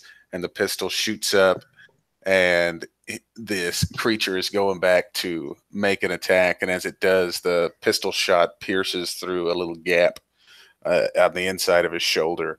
And then the slug from the hand cannon comes through and breaks it clean off behind it. And it bleeds out within seconds.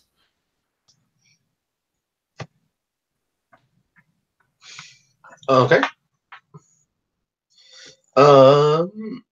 Doc, go ahead and make a mechanics roll for me.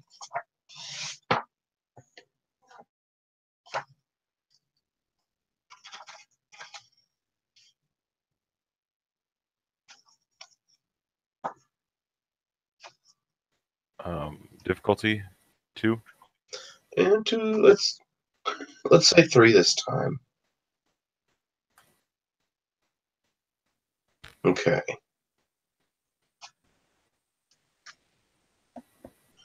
All right. You fail at the roll, so you don't get the information, but you have 2 advantages.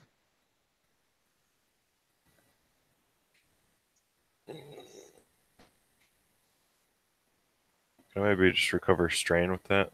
Absolutely. Bring me back.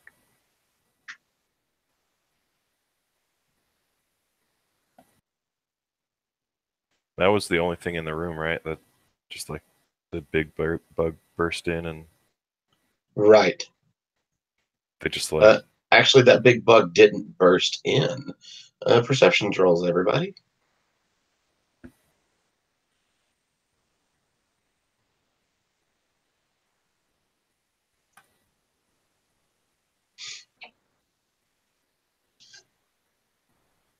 Two purples. Yes, please. Okay. Get 2 successes and a threat.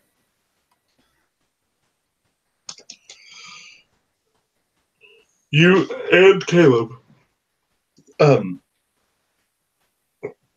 So you'll both take a point of strain. That's fun. But what you both will also notice is that this big bug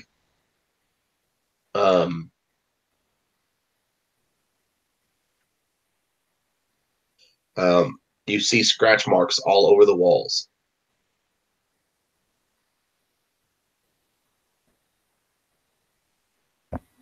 And these scratch marks look as if they are very deep. And the noise has stopped. And the noise has stopped. So this is where they're from. They're coming from. Is the room like enclosed? Is it just a small room?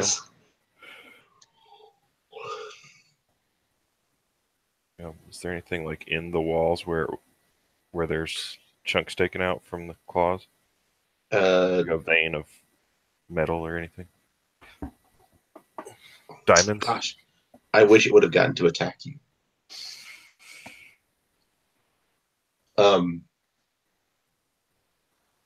No, there is nothing in the wall. You can easily assume that this was digging.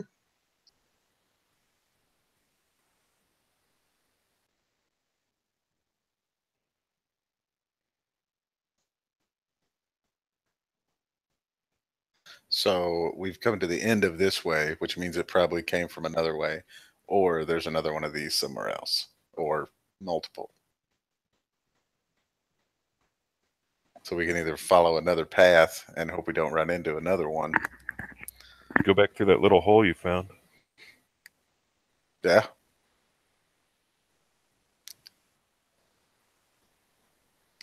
We could always go back through that little hole I found. So you go back to the little hole you found.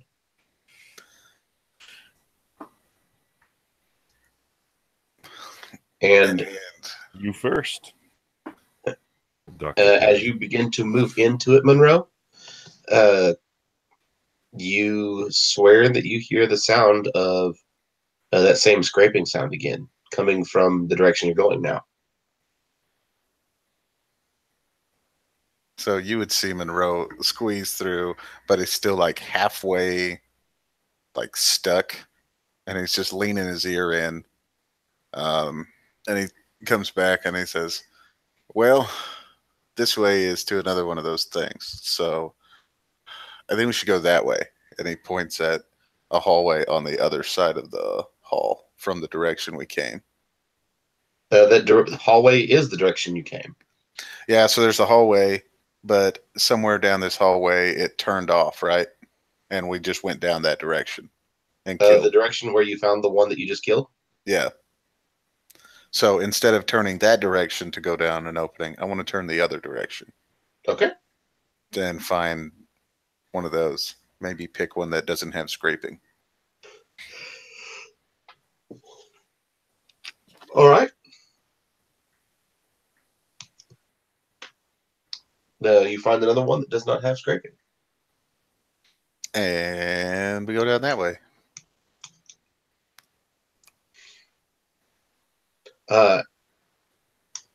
After walking for a couple of minutes, this one comes to a dead end. But looking all over the room, you recognize the same marks in this room. In fact, what looks to have been a man-made shaft. The shaft has gotten much wider and taller, and goes on for a little bit longer.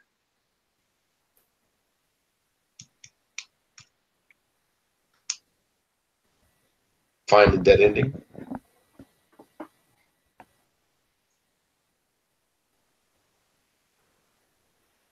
And you can see marks where the digging just stopped.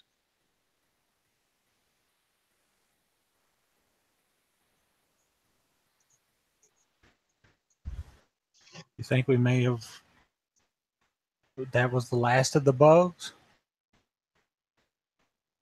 There's one on the other side of that wall, at least. So it's not the last of them, but hard to say.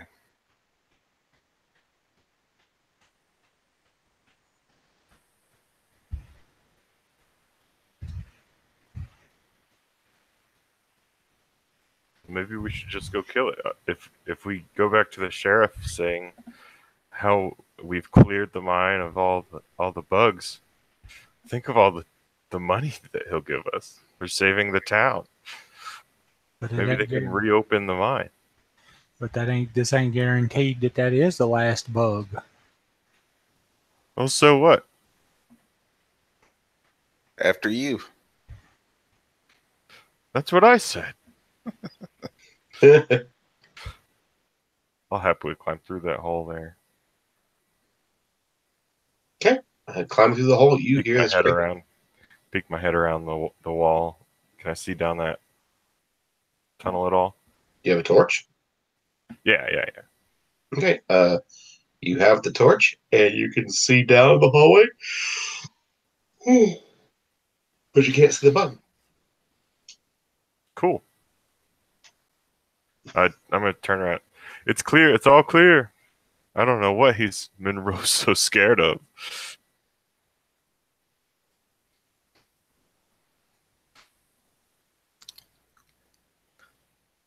Yeah, I think Monroe would be the first one to, if someone is countering what he knows to have been true, he'd be the next one through to see it for himself. So he's going. I will be last. Yeah, I'll be second to last. Okay. Before I push the gambler in, I'll go last. You see that this excuse me. You see that this shaft on this side of the rocks, or the side of the cave-in, is large, similar to the way that you found just moments ago. And the scrapes line these walls.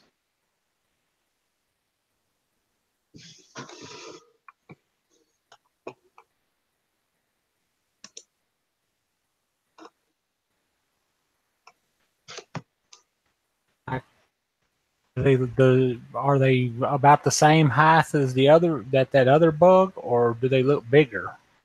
You don't see any of the bugs, but it does look as though this shaft was carved out by the bugs.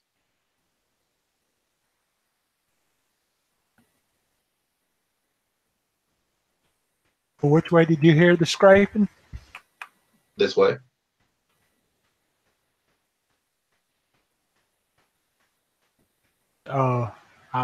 Monroe, do you still hear the scraping? No. I do. No. Yes. Maybe it was all in your head. You do. But we do hear it. And this shaft leads one direction. Well, I guess that's the direction we're going. Yep. You gonna try to sneak? How big is it? Yes, I am. Yeah, you said it's bigger than the other shaft. Does it Yeah, this shaft is about like 10 open foot up into tall. a big room kind of thing? Yeah, this shaft is about 10 foot tall. Yes, I will stay. I will stealth. Yeah, I'll try. Make that roll, 2 purples and a black. Oh.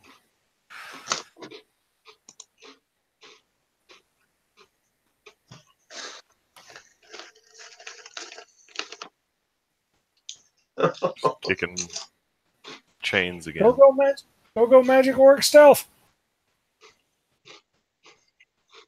You guys healing strain with those? Yeah. Go magic orc stealth.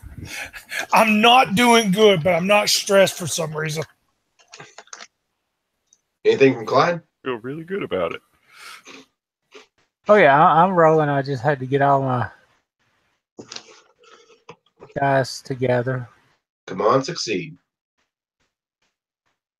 There it is. There's the only person who succeeded. What you come up on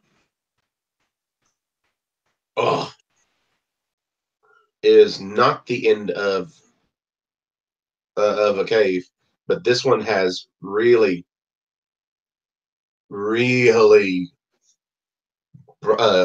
carved itself real deep, real wide, real tall. And in this room, you can see 2 bugs.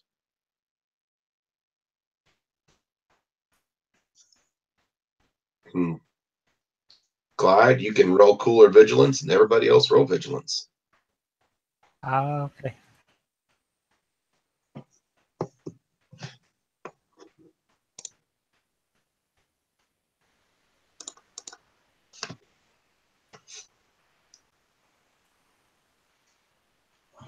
No purples or blacks or blues. Oh, I see what you're doing. No purples.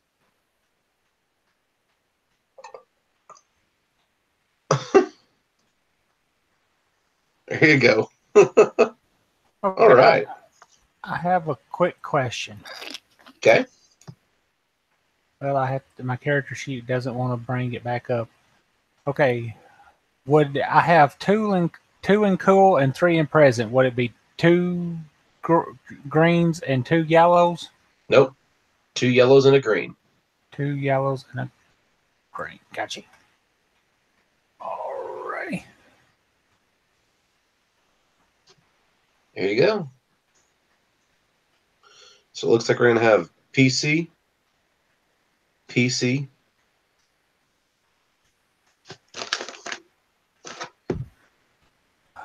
NPC, PC. If I can donate them to, oh, everybody rolled. I was gonna say if I could donate them to those 2 wings for blues, Yeah, I am. you can't do that for initiative rolls, though. Oh.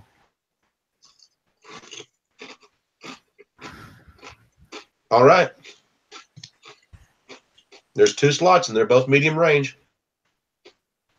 I'm gonna step forward and shoot using my quick strike.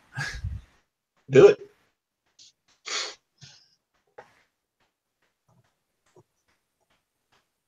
I have to get there we go.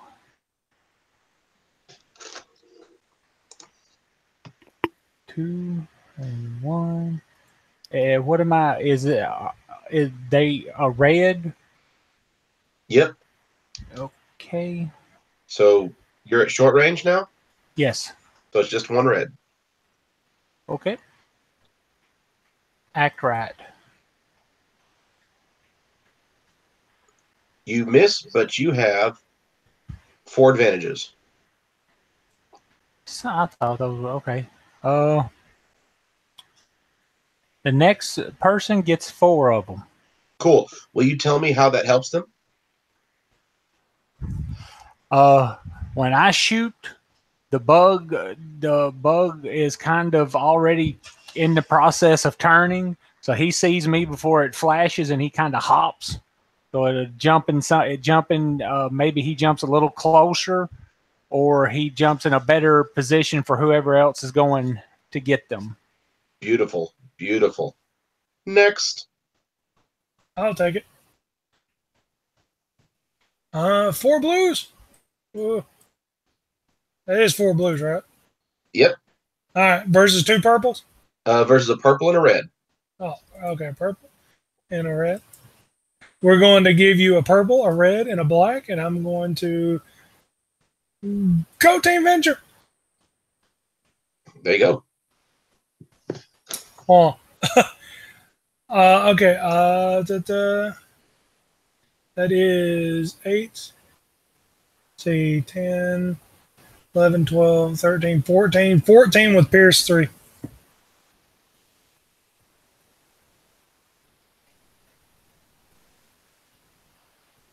And How 14? because it's 8 base, 2 from the orc, and 4 punches or 4 stars. Am I counting it right? 4 stars. Yeah, it's 8 base, 5 from 5 from strength, 3 from the glaive, 2 from my orc ability. 14, 11. Okay, cool. Yeah. And then see 8, see 5 from strength, 3 from the glaive, 2 from the orc ability. That's 10. Then 4 from the stars, and then it has pierce 3. All right. So 14. It is still standing. And You my can give advantage, blues or you can crit it. I'm actually going to give blues because I mean, pay it forward. Give blues. Okay. Give the next gentleman a good shot. Right. Well, it's its turn, and it is going to attack you. I have a 1 defense against melee attacks. Damn it. Okay. Thank you for reminding me. I always need to hear that. Well, I mean, if it was attacking me melee wise, I should say. If that's what defense does, I think it's against melee attacks. Yep. Okay, good. All right, then good. Good. All right. Are you ready? This is going to suck. Yeah, it's going to totally suck. Let's go. So it only does 7 wounds. Okay. But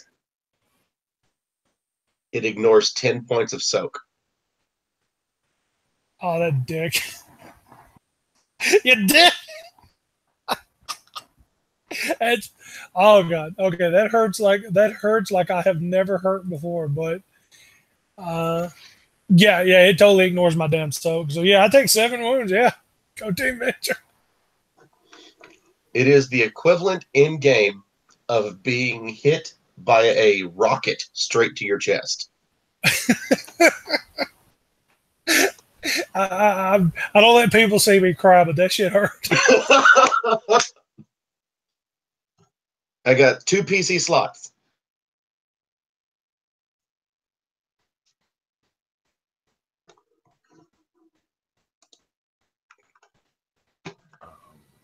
You'll get 3 blues, I believe. How does the quick strike work, Caleb? I have to go before any NPC goes? No, before my target goes. And there's actually you can target the one that goes very last. Go ahead and take advantage of that. All right. I will do that. So I'm getting 3 blues here. So I will quick draw my other pistol. So I will essentially drop my light pistol. So your revolvers? So now I have 2 revolvers.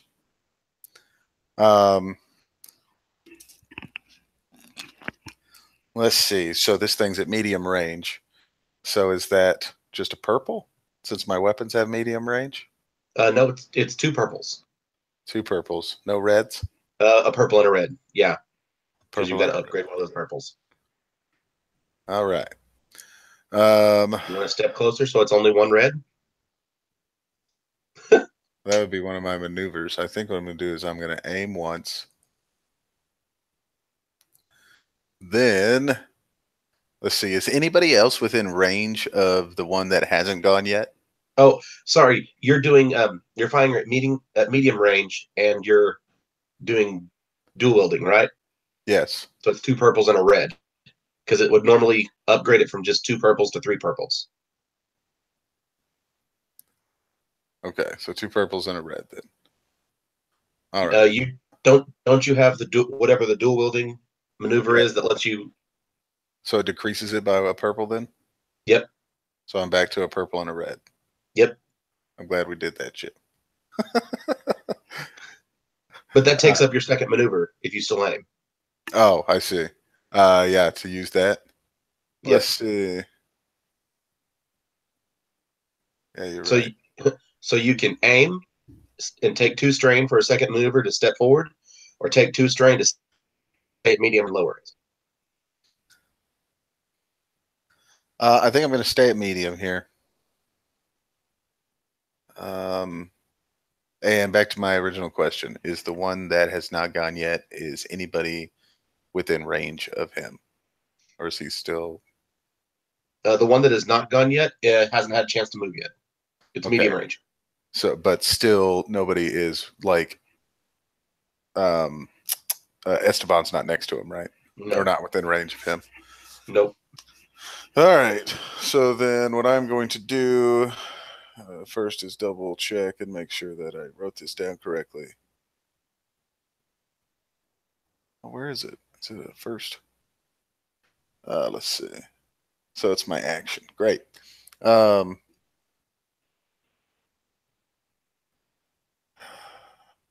wondering with all these blues if I should just try and light it up. Go for the crit, man. Yeah, I think I'm going to just go for my business here. So I got 3.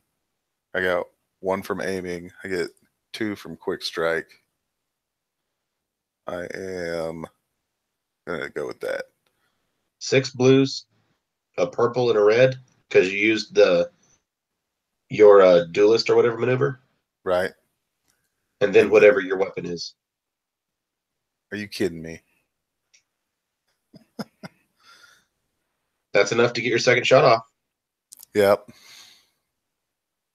Very good. So that'll do 14. 6 plus 1 plus 6 plus 1 is 14. Oh, there's 2 blues from accurate as well. So add 2 more blues. You just want me to re-roll? Just roll 2 blues. Oh.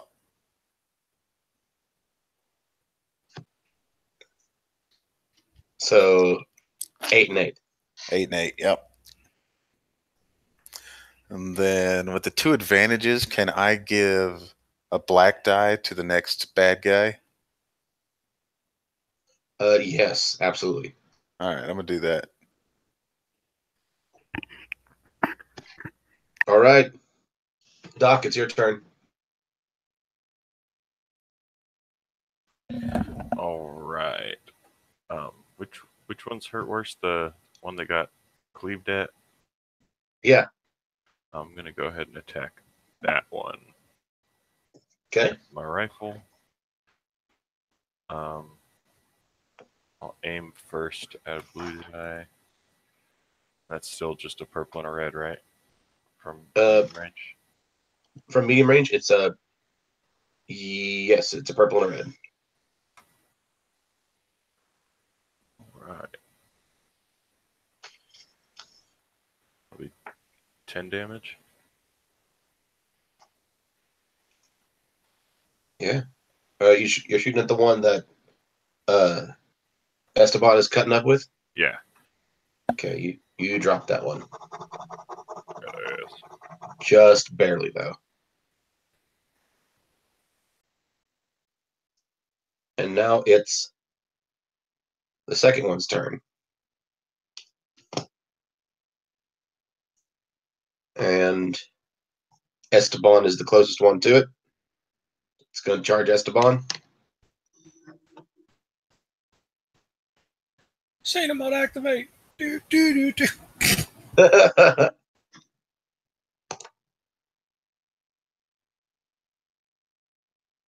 It's going to be so it's a hit with a threat. It's 7 more wounds. And it cuts through 10 soak. Starting to hurt here a little bit. Starting to hurt. 2 PC slots. I'm going to respond to it. Yes, that talks order. I want to stab it. I want to stab it in the damn face. Over and over and over again. I just want to cause it so much bodily harm. Uh-oh. Did it freeze on? Oh, there we go. I think my damn thing froze on me. Against 2 purples? Purple and a red. Oh, yeah, purple. All right.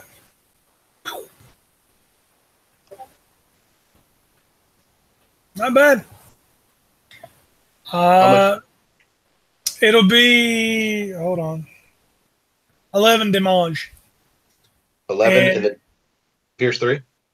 Yeah, 11 and Pierce 3, yes. And I'll give the next person in the order of initiative 2 blues. And it is on its last leg. Dibs. All right. So I just realized that I already add a bunch of blues to all of my shots. I'm going to move forward to get rid of one of those purples. Okay.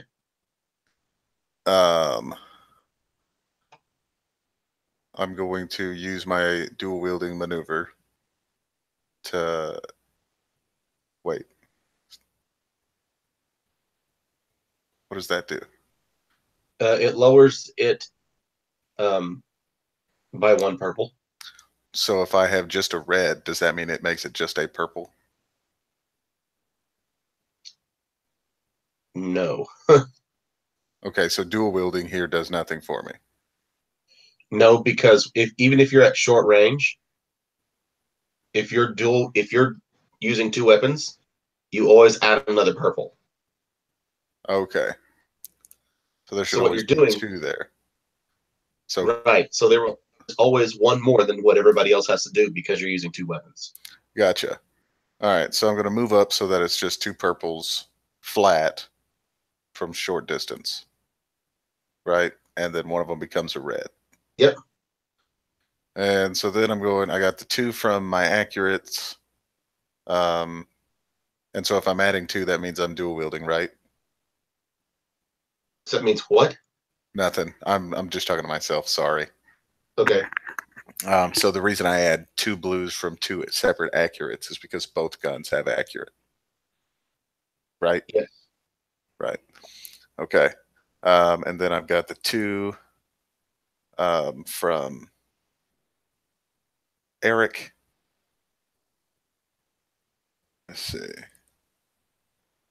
All right. So if I dual wield here, I drop it to just a red, correct? Yes. So instead, I will aim, and that gives me 1 blue. Yes. All right. Now I'm going to shoot this guy. I think. Yeah. I'll flip another coin, get another blue.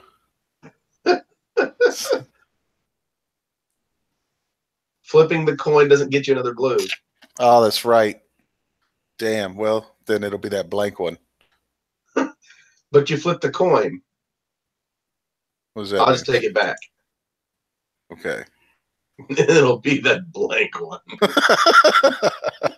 Fine.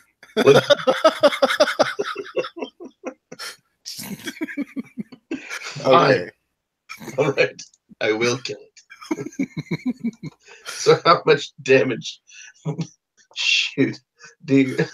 Damn it. Okay. So this is going to crit, right? One of them will. Yeah. Okay. Well, so let's just figure out how much damage you do. All right. So 6 plus 9 is 18 apiece. Plus whatever my crit is. Are they crit 3s? Wait, what do you mean 6 plus 9? So I just said it was 18 total. Is that wrong? 6 plus 9, 18 total. I'm like, what the hell? 6 plus 9 is not 18. 6 plus 3 is 9. 6 plus 3 is 9. That's 18. Okay. And then I crit with the other 4. Is that what they are? Yeah. Nice. So what happens on a crit? Roll a D100 and we look at the chart. All right, reset. One of those. Roll that business. Lucky number 7. That sucks. You want the highest numbers possible in this. It's slowed down. The target can only act during the last allied initiative slot on their next turn. That's already how it is. Bummer. Well, you just killed it. Oh. It had 1 point left, or 1 wound left. But everybody, you can roll your cool or your discipline now to regain strain. Cool. No purples, no blues, just cool or strain. Just blacks. Cool. 2 strain for Eric. 3 strain for Clyde. 3 for Mike.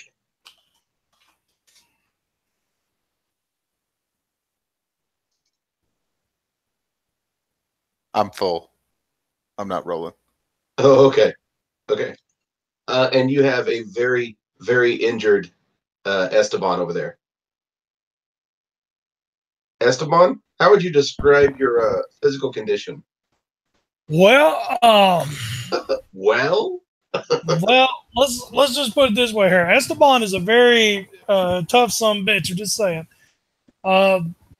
With a whopping 19 wound threshold, but getting hit with a rocket twice in the chest kind of hurts. Just saying. He's on like 5, so I mean he's like he looks messed up. I mean he's all these things are kind of remind me of almost like we don't call them hooked horrors almost. Except they have blades or whatever. Anyway, yeah, he looks messed up. He's all gashed up and everything. His demeanor is not the normal, like, that was fun. No, it's like, we're getting the fuck out of these mines. That's his demeanor right now. Don't care. We're done. Uglier. No, sir, I am not uglier. That sounds like you're just hating. I can't help it because the only women you can get, the ones you paid for. Gambler. Oh.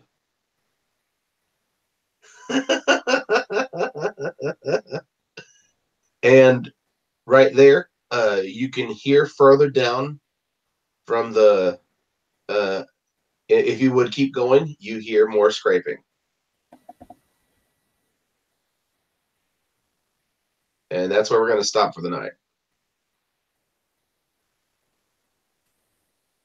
Guys, I hope you have enjoyed the first half of this session.